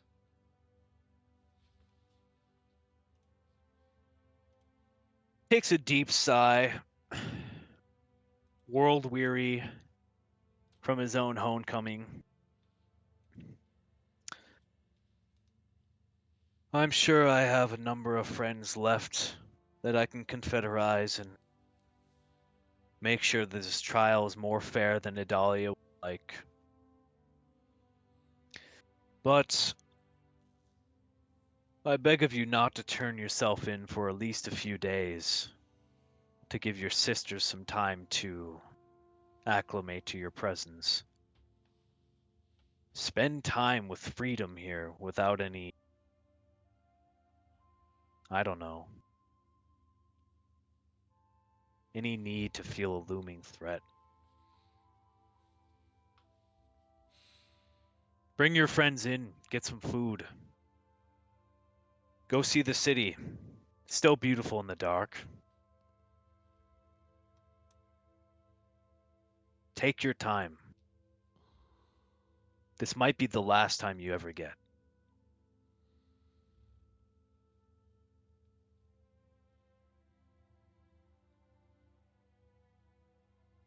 I nod. I don't say anything.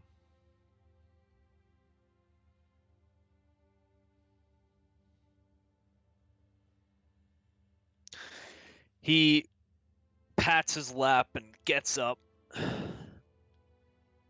Well,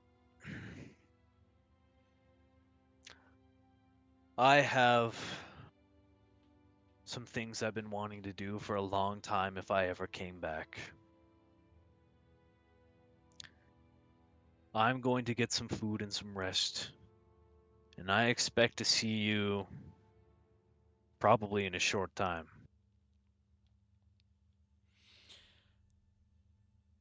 I'll nod and I'll say, I'll catch you around, Pops.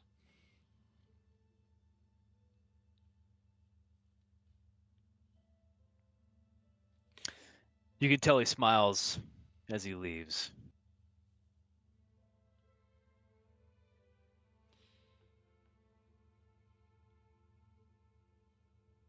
And I'll get up. And Isaiah goes back to rest. Nap time. I'll do it. And I take a rest, a long rest. A long rest. And it's Adam. But yeah, it's Uh, Isaiah. it's hard not to call you Isaiah at this point.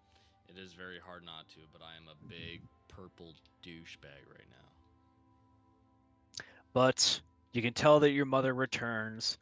Uh, Overly loud conversation happens in the background.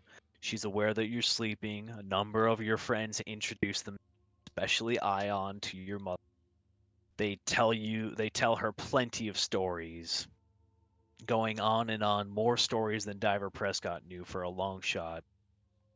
Malice and Joy, they take in time to not be in the illusory desert for the first time in their entire lives. While they weren't under the grasp of it because of the enchantments around Shiraku, they were absolutely secluded from the world. And to be out and to see the different kinds of people that are from Salia and out there in the world just screams adventure to them. Ion, much the same. Amun seems to be in a far better mood, regained so much of his power, maybe not the full limit of it, but at this point in time, he seems to be flourishing.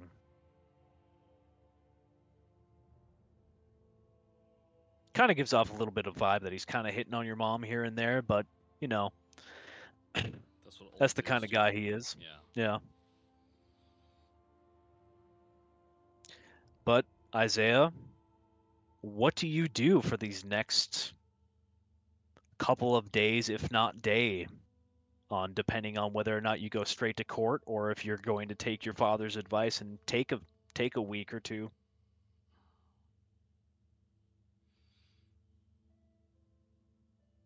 Yeah, I think even though this moment of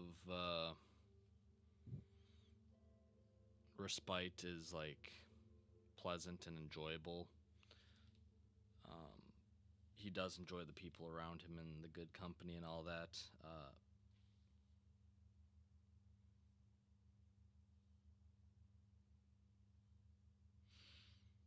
I think he would perceive the idea of like 2 week, 3 week break as a as kind of not necessarily a reprieve. He would almost see it as irresponsible, as um, while the people around him are good, he still has the sensation that the walls are closing in. Um, every passing moment that Apophis is allowed to be in that form is a threat. I'm sure the absence of certain individuals from certain places and scenarios uh, also give pause for concern uh, for the threats of the world. And we are also in a perpetual state of night because of this the state Ra is in and the state the Ark is in naturally. So uh, Isaiah's problems are just, and I should say Adam's problems, but on behalf of Isaiah, uh, the his problems are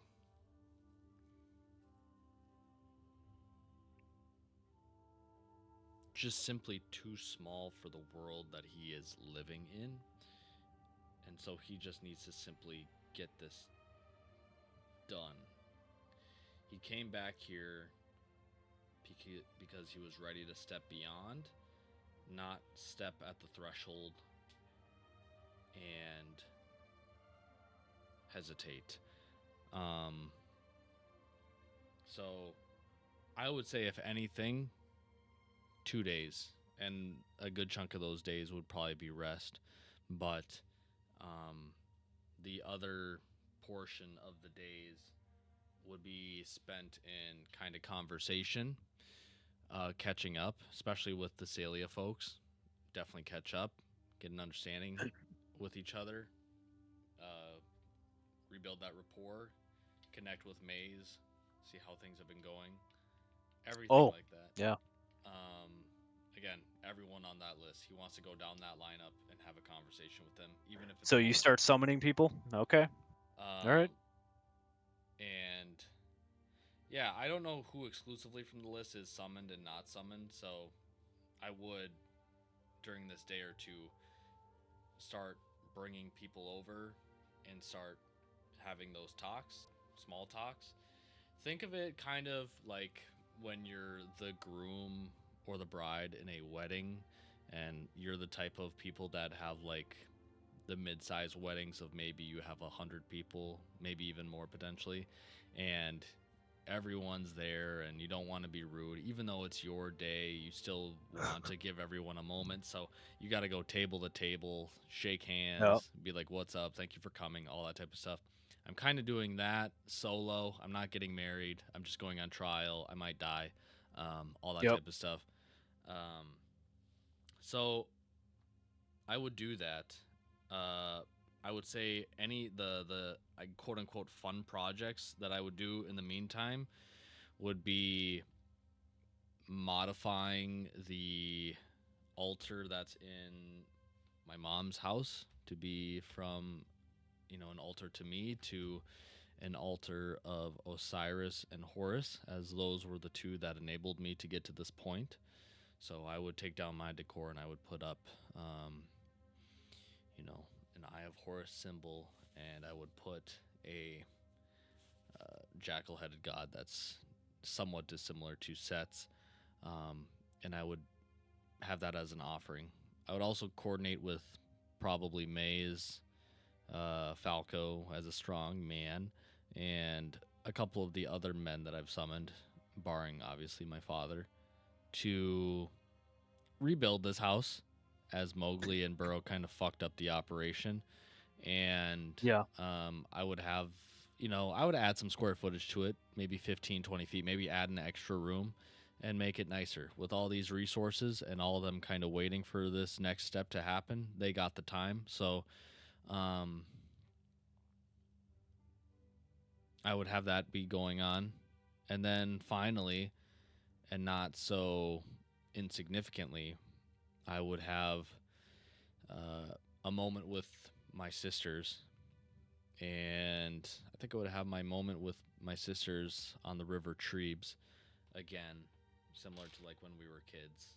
And it would include us walking around calf deep and kind of indulging in the moment of just what once was, and doing the same thing that I've kind of been doing with the rest of the crowd, except obviously a little bit more involved and dedicated to them, which is catching up, seeing what their lives are like, what my life has been like, and just get a level of understanding that I'm sorry the way things played out that they are. Uh, I am trying to make things better, and hopefully this next step will enable that betterness to happen sooner than later. Um, so I would do all of these things, and um, yeah, I think Yeah, you go to the River Trebs, and your older of the older sisters has a child now, a 1-year old named Rashad, after the father who passed. The younger of the two older sisters has joined an anti-government group and is actively trying to dismantle everything Adalia strives for, and can't believe that you're alive. Had been doing lots of investigations based off the rumors that you fell to Set or that you were assassinated or anything like that, along with your friends. So you wrapped up a lot of that storyline right there that I had planned. I was like, oh yeah, that's interesting, but here we go. Here we are. You're fully convincing. Uh, Almost everywhere you go, you see a small battalion of guards and soldiers setting up defenses throughout the city, and more soldiers over the past 2 days are coming in as there are rumors of a black sun making its way throughout the land, and Set's forces possibly being behind it. And there's somewhat of a slight unease in the city. And recently, health potions have been going or getting more and more exclusive. Almost like one particular company has bought up the rights to many of them and has lost inventory. You have fucked up pharmaceutical companies in your campaign? Ray, do you ever look in the mirror and be like, man, I should hang it up. I shouldn't be doing this anymore. Like, what the fuck, man?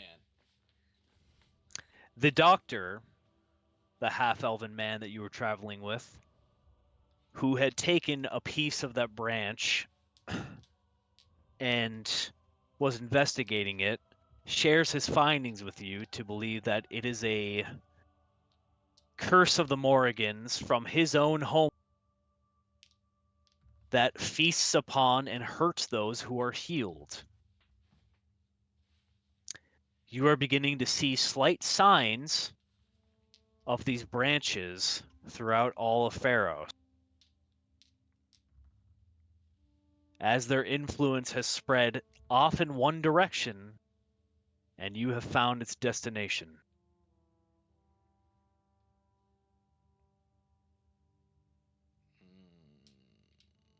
Oh.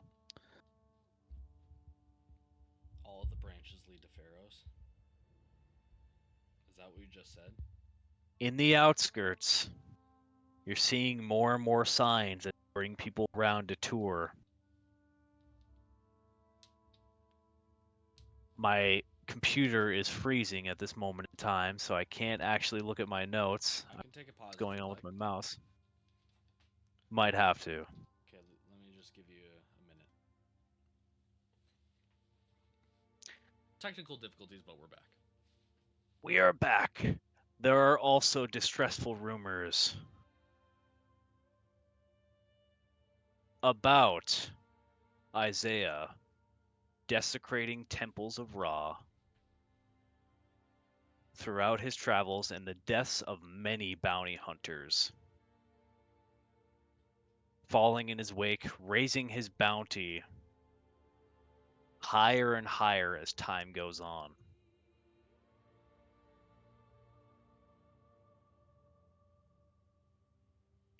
My bounty is getting higher and higher?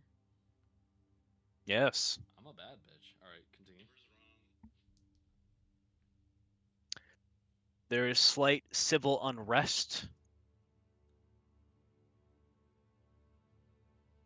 with the thought that Idalia and other military leaders are no longer able to protect Pharos at large, and that a possible looming invasion from the near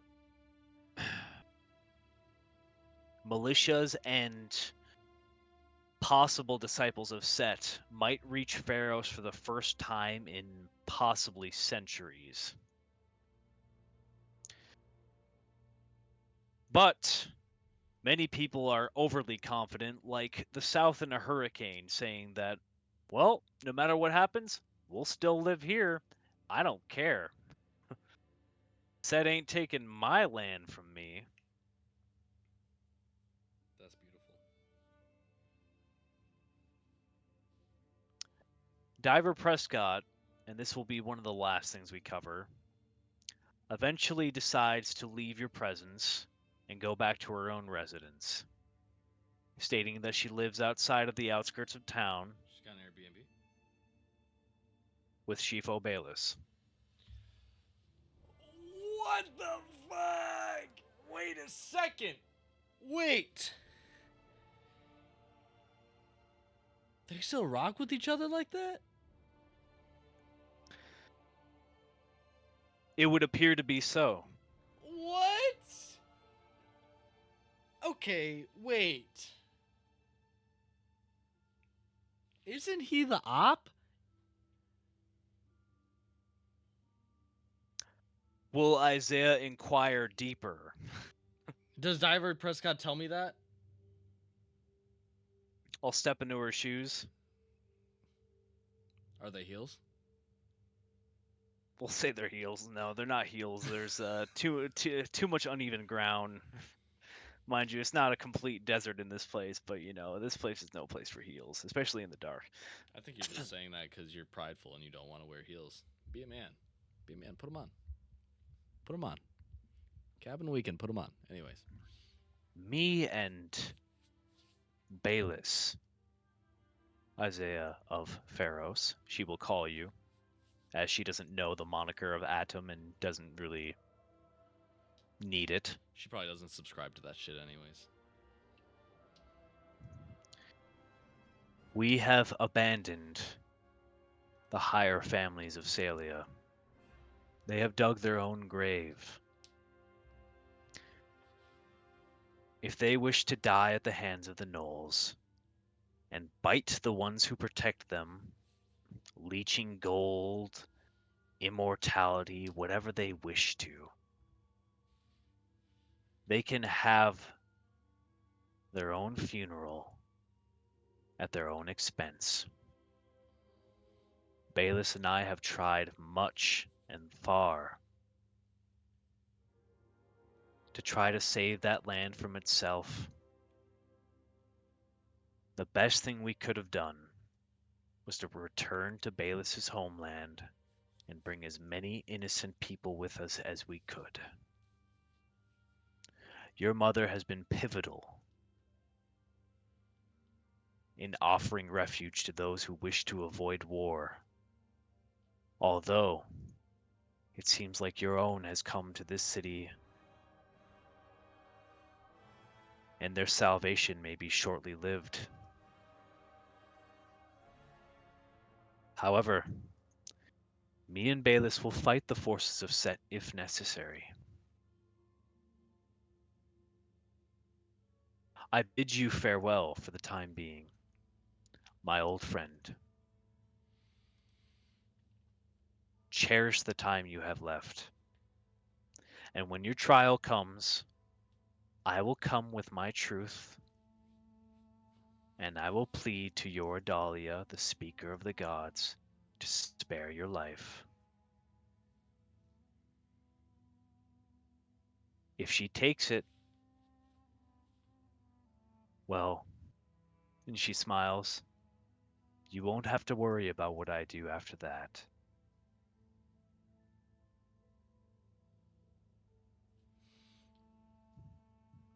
I contemplate this because this is a lot of information. Um,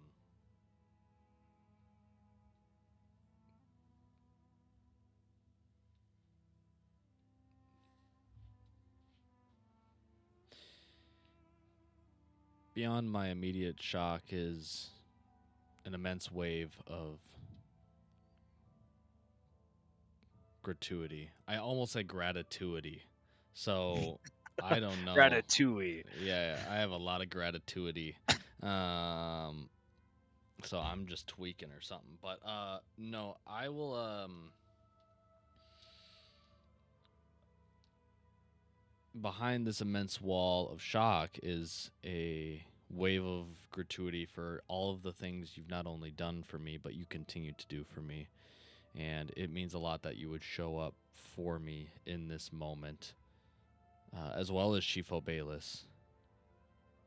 As far as Salia and its, as you describe it, impending doom,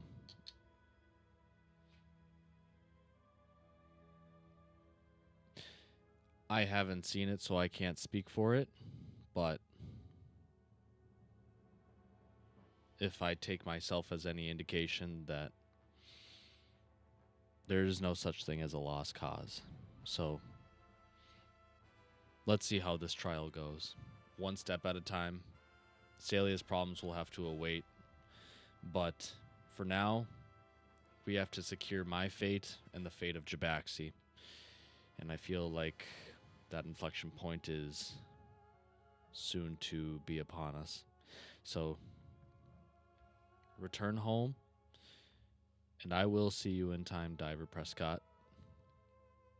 And whether that be in battle, in trial, or in the grave, Just let it be known that it's been a pleasure.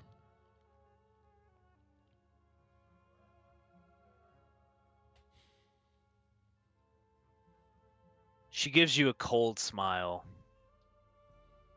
winks, and then proceeds off into the darkness. I have a question. This may be a little bit of retroactive kind of, what we would call revisionist history, but I didn't call it out at the time because the list is so long. Did the Master and the Apprentice show? The master and apprentice will show, and they will attest towards the content of your character.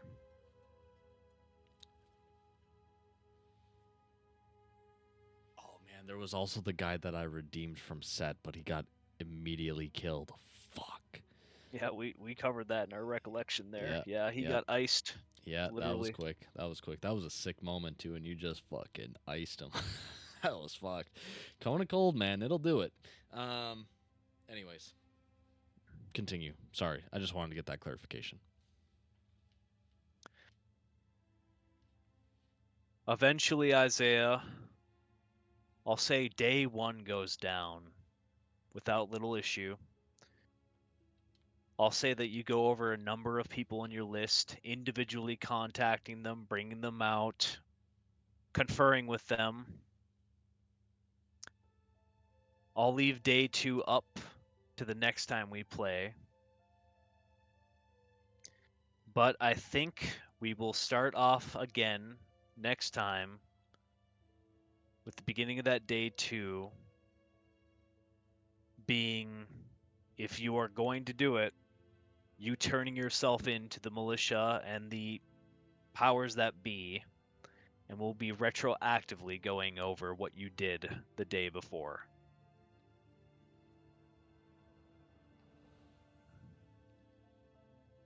If we need to do it, it will be done.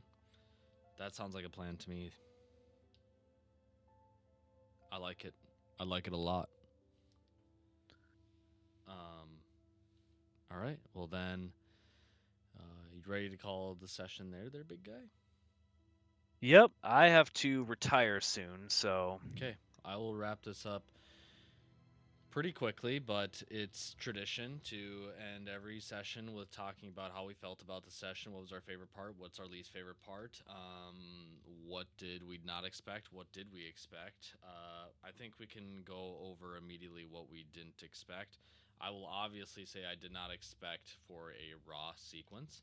Um, we had spoken about it in past episodes or sessions as a possibility, but I was not necessarily anticipating it as a guaranteed or even in a near future session.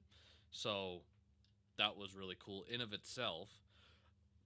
Much less getting a wish spell. So that was also very much unexpected, and obviously, I mean the session doesn't reflect it, but took a lot of um, behind the scenes planning as we tried to sort out the minutia of how that wish was going to work and function. So that was also very unexpected, but very cool. But I'll let you take the baton. Favorite things, least favorite things, what you didn't expect, what you did expect, whatever you. This is your torch. You run with it wherever you want. favorite thing, well, when you roll really well on particular checks, especially when you decide to inquire and directly show yourself off to the presence of the gods in their most powerful states, it was going to be a case of like, well, this is going to be a charisma saving throw. So if you don't roll well while you channel your, you know, tiny bit of power of deityism in this place, you're going to take a lot of damage otherwise because, just to be in the sheer presence of them is warranted enough to possibly kill you. Yep. But you rolled very well, as we know. Yep. Nat And 20. I'm like, well, you got to reward the nat 20. And we've done this situation where we've had the presence be seen by the gods before. And that's kind of the theme of this campaign is that, well, Isaiah is the one who gets to talk to them on a more casual basis than anybody. It's very serendipitous. It was very full circle. I was thinking about it, and I was very appreciative of it. Like I know I called it out, just 2 sessions back. I believe it's 2 sessions back. How dog shit I was rolling. Like the amount of nat ones it took to end up getting your body evicted and having Yeah. Apophis take over. That is what we call a series of unfortunate events. It's very classic. So to I don't want to say completely turn it around because that's not necessarily where we are at. But we certainly expedited things with this wish spell, and to get to the wish spell by inverting the whole scenario, one rolling a nat 1 for Apophis and rolling a nat 20 for Raw.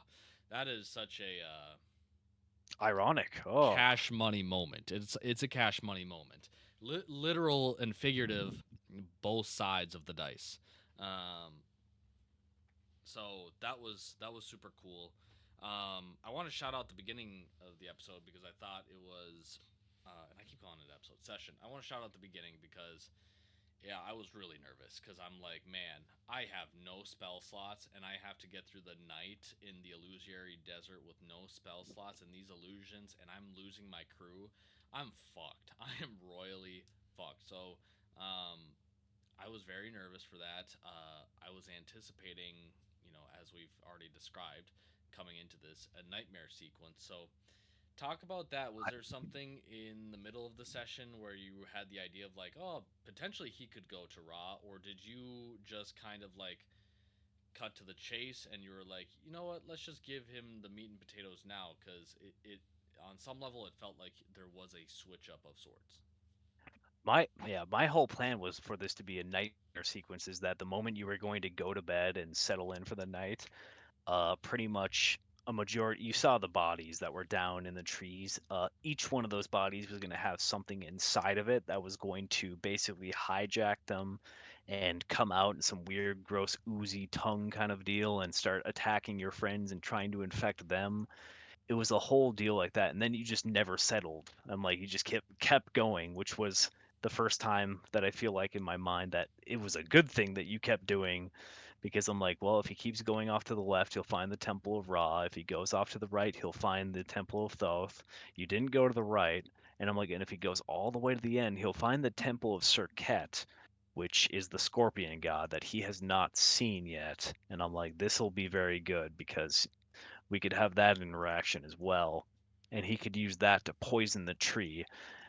And it never happened, so that's a loose end. That's fine, but that Annis hag is down there gestating and feeding this tree and slowly transforming into something worse and worse because she got her shit pushed in, nearly fully 2 separate times, Yeah, and felt a need to offer something more up to more permanently put you down. yeah. Clarify something for me because I thought that was solely just a temple to the monkey god, but it seems like we were at an intersection, like a almost like I know you kind of described it as think of the when I went to the old heart, but when I think of the old heart, I was thinking of one room that had a lot of different shrines in it of all the different gods, and obviously the horse one was missing and all that type of stuff. But Hmm. this seemed like it was an intersection, like a super highway of an intersection of like different temples entirely interlinked now by the gods, and the fact that this was in the middle of the illusory desert, like I was and not even in the illusory desert, it was kind of underground because Burrow had to get take me underground to even find this to get to the geomancer. So can you Hmm. potentially contextualize like where I was relative? I don't know if you could spill the lore, but just add some detail there. Uh, I planned out the city. I haven't named it yet because it wasn't supposed to have a name, being from the old world. It was a city that Thoth had founded to, essentially potentially be not the capital, but, a big city where people could freely, think, work on, magics and such like that, and worship of the gods was going to be plentiful and fine. And the hags had found a corner of the world where Jabaxi doesn't touch, so far underground that that's where they were able to start gestating this tree that the Morrigan had given to them.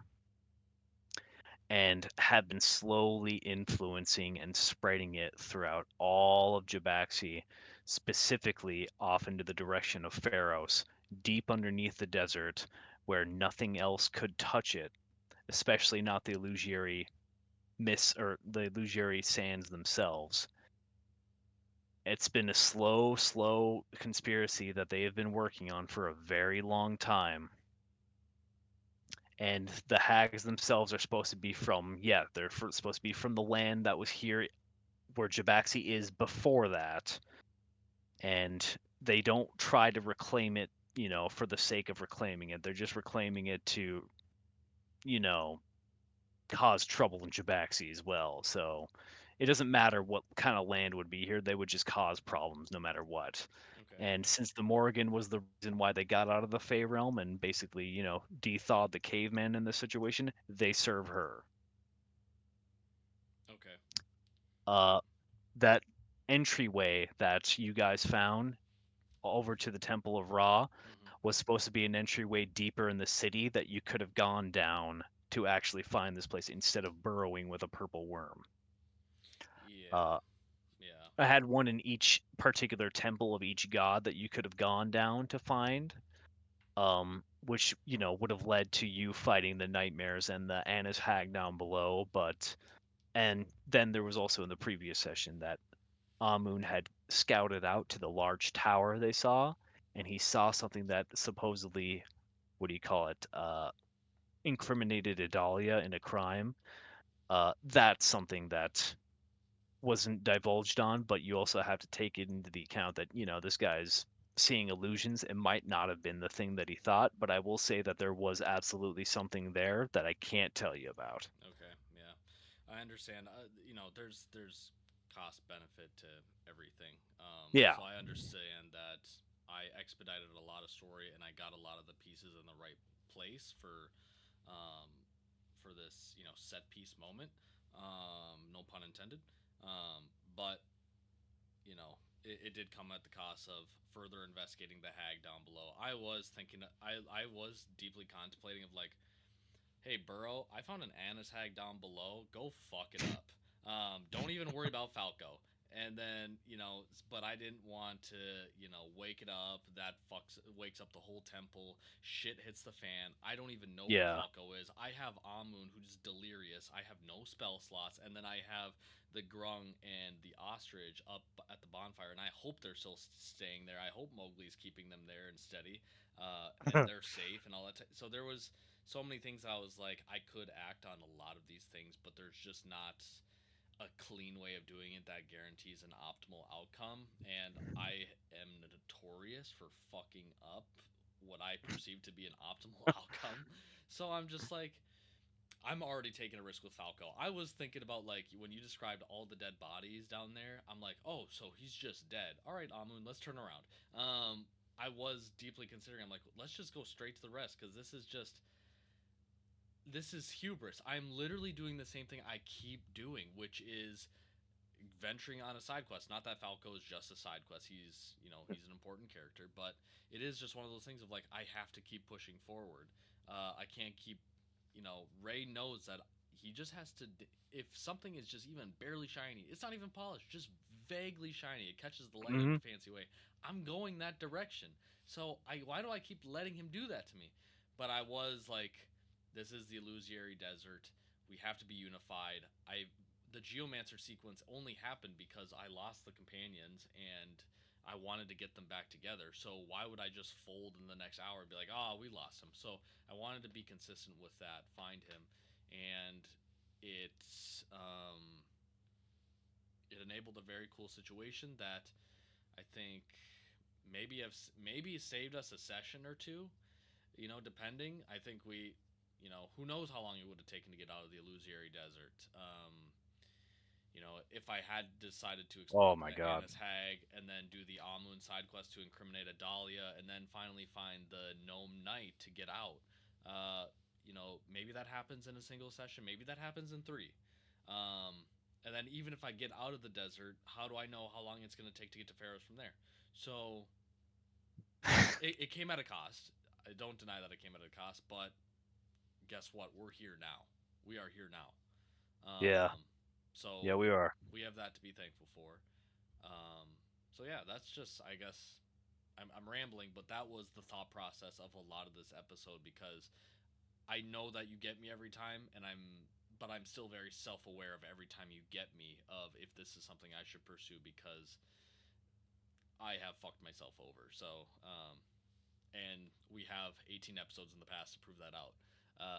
So, um, yeah, that is what I did. But other than that, I don't think there was anything else that I. Oh, I think we have to touch on this lightly before I let you go. But the going home sequence. Was that somewhat how you originally envisioned it? What were your expectations now that it was kind of presented in front of you? How do you feel it went? Again, tying into not expecting to go to Raw, I did not expect to go to, um, Mom's house right away after the wish spell is cast. So, Hmm. kind of being thrust into that position, I was in a state of like, I don't even really know how to role play this. How do you even fathom being a purple individual that doesn't even have their own body technically, that doesn't even fully identify as Isaiah, who doesn't even know how to approach this, woman in mourning on her front step, all that type of stuff. How do you confront all of those things? I did not know how to do that, but I think what we did do was still really cool, really special, and still meaningful to the character, despite all of the circumstances around it. I will say this. I want to backtrack a little bit to the Chiraku stuff, but I did plan on Diver Prescott being in your house more than likely the whole time because I'm like, well, the only person that, would have ever investigated Isaiah's fate, at large probably would have been Diver Prescott, and she would have found, maybe your armor, and that would have been it. And it's like, well, I see all this green sand shit everywhere, and I'm not touching that because that looks like Duat Yeah, as far as she knows, and obviously it would be. I had that planned. I always had planned that, like, either your sisters or your mom was going to get really pissed off and throw something at you and probably, passively attack you while breaking down because I'm like, oh, these are tough times and mixed emotions happen quite often. yeah, But the Chiraku Desert thing was a perfect mess and meal of possibilities, and the idea that, you know, you got hijacked. So it was going to be a case of Joy, Malice, Tomb Maker, and I forget her name, the half orc Leonin guide, were all going to be trying to hunt down Amun to either arrest or kill him yeah, for a dubious murder that more than likely Apophis had done. yeah, yep, And they were going to straight up, try to kill you because they're going to see you, some purple bald guy that isn't Isaiah, who would claim to potentially be him and look somewhat like him. It was going to be a case of like, is this the desert messing with me? And this is just some other guy who's claiming to be, the former Isaiah. I don't know, but I'm going to have to try to put him down because he's getting in my way. And I had a whole range, ninth level spells lined up for Malice and Joy to like attack you with the desert sands and everything like that. It was crazy. Like it was going to be heartbreaking, yeah, and it was going to be a case of like, well, at the very end, it was going to be a case of Ion is going to show up, and then a final confrontation would happen, and it wouldn't be too hard to convince her, but if Ion fights you guys right after you fight Malice and Joy, who knows what would happen at yeah. that point. I would already be softened up a little bit. Yeah, she probably would just, you know, put a hole in your chest. Yeah, yeah, that's true. I don't disagree there, which is why in hindsight, I'm very glad that I did not take the boon because while the boon would have helped, and I'm not saying that the boon would not have been worth it or anything like that, um, I would still have to confront a lot of Oh yeah. shenanigans yet to happen, and they would be easier, but they would still be obstacles in the way. And this circumvented so many, we'll say, tough encounters emotionally, character wise. Oh yeah. So a win is a win. A win is a win. It's That's it certainly is. That's all I'll say. But with that being said, I think we've talked about this episode enough. It's late, so we'll wrap this shenanigans up. Thank you guys for listening to this episode of, session of Reclamation. You guys have a wonderful night. We'll talk to you later. Have a good one. Goodbye.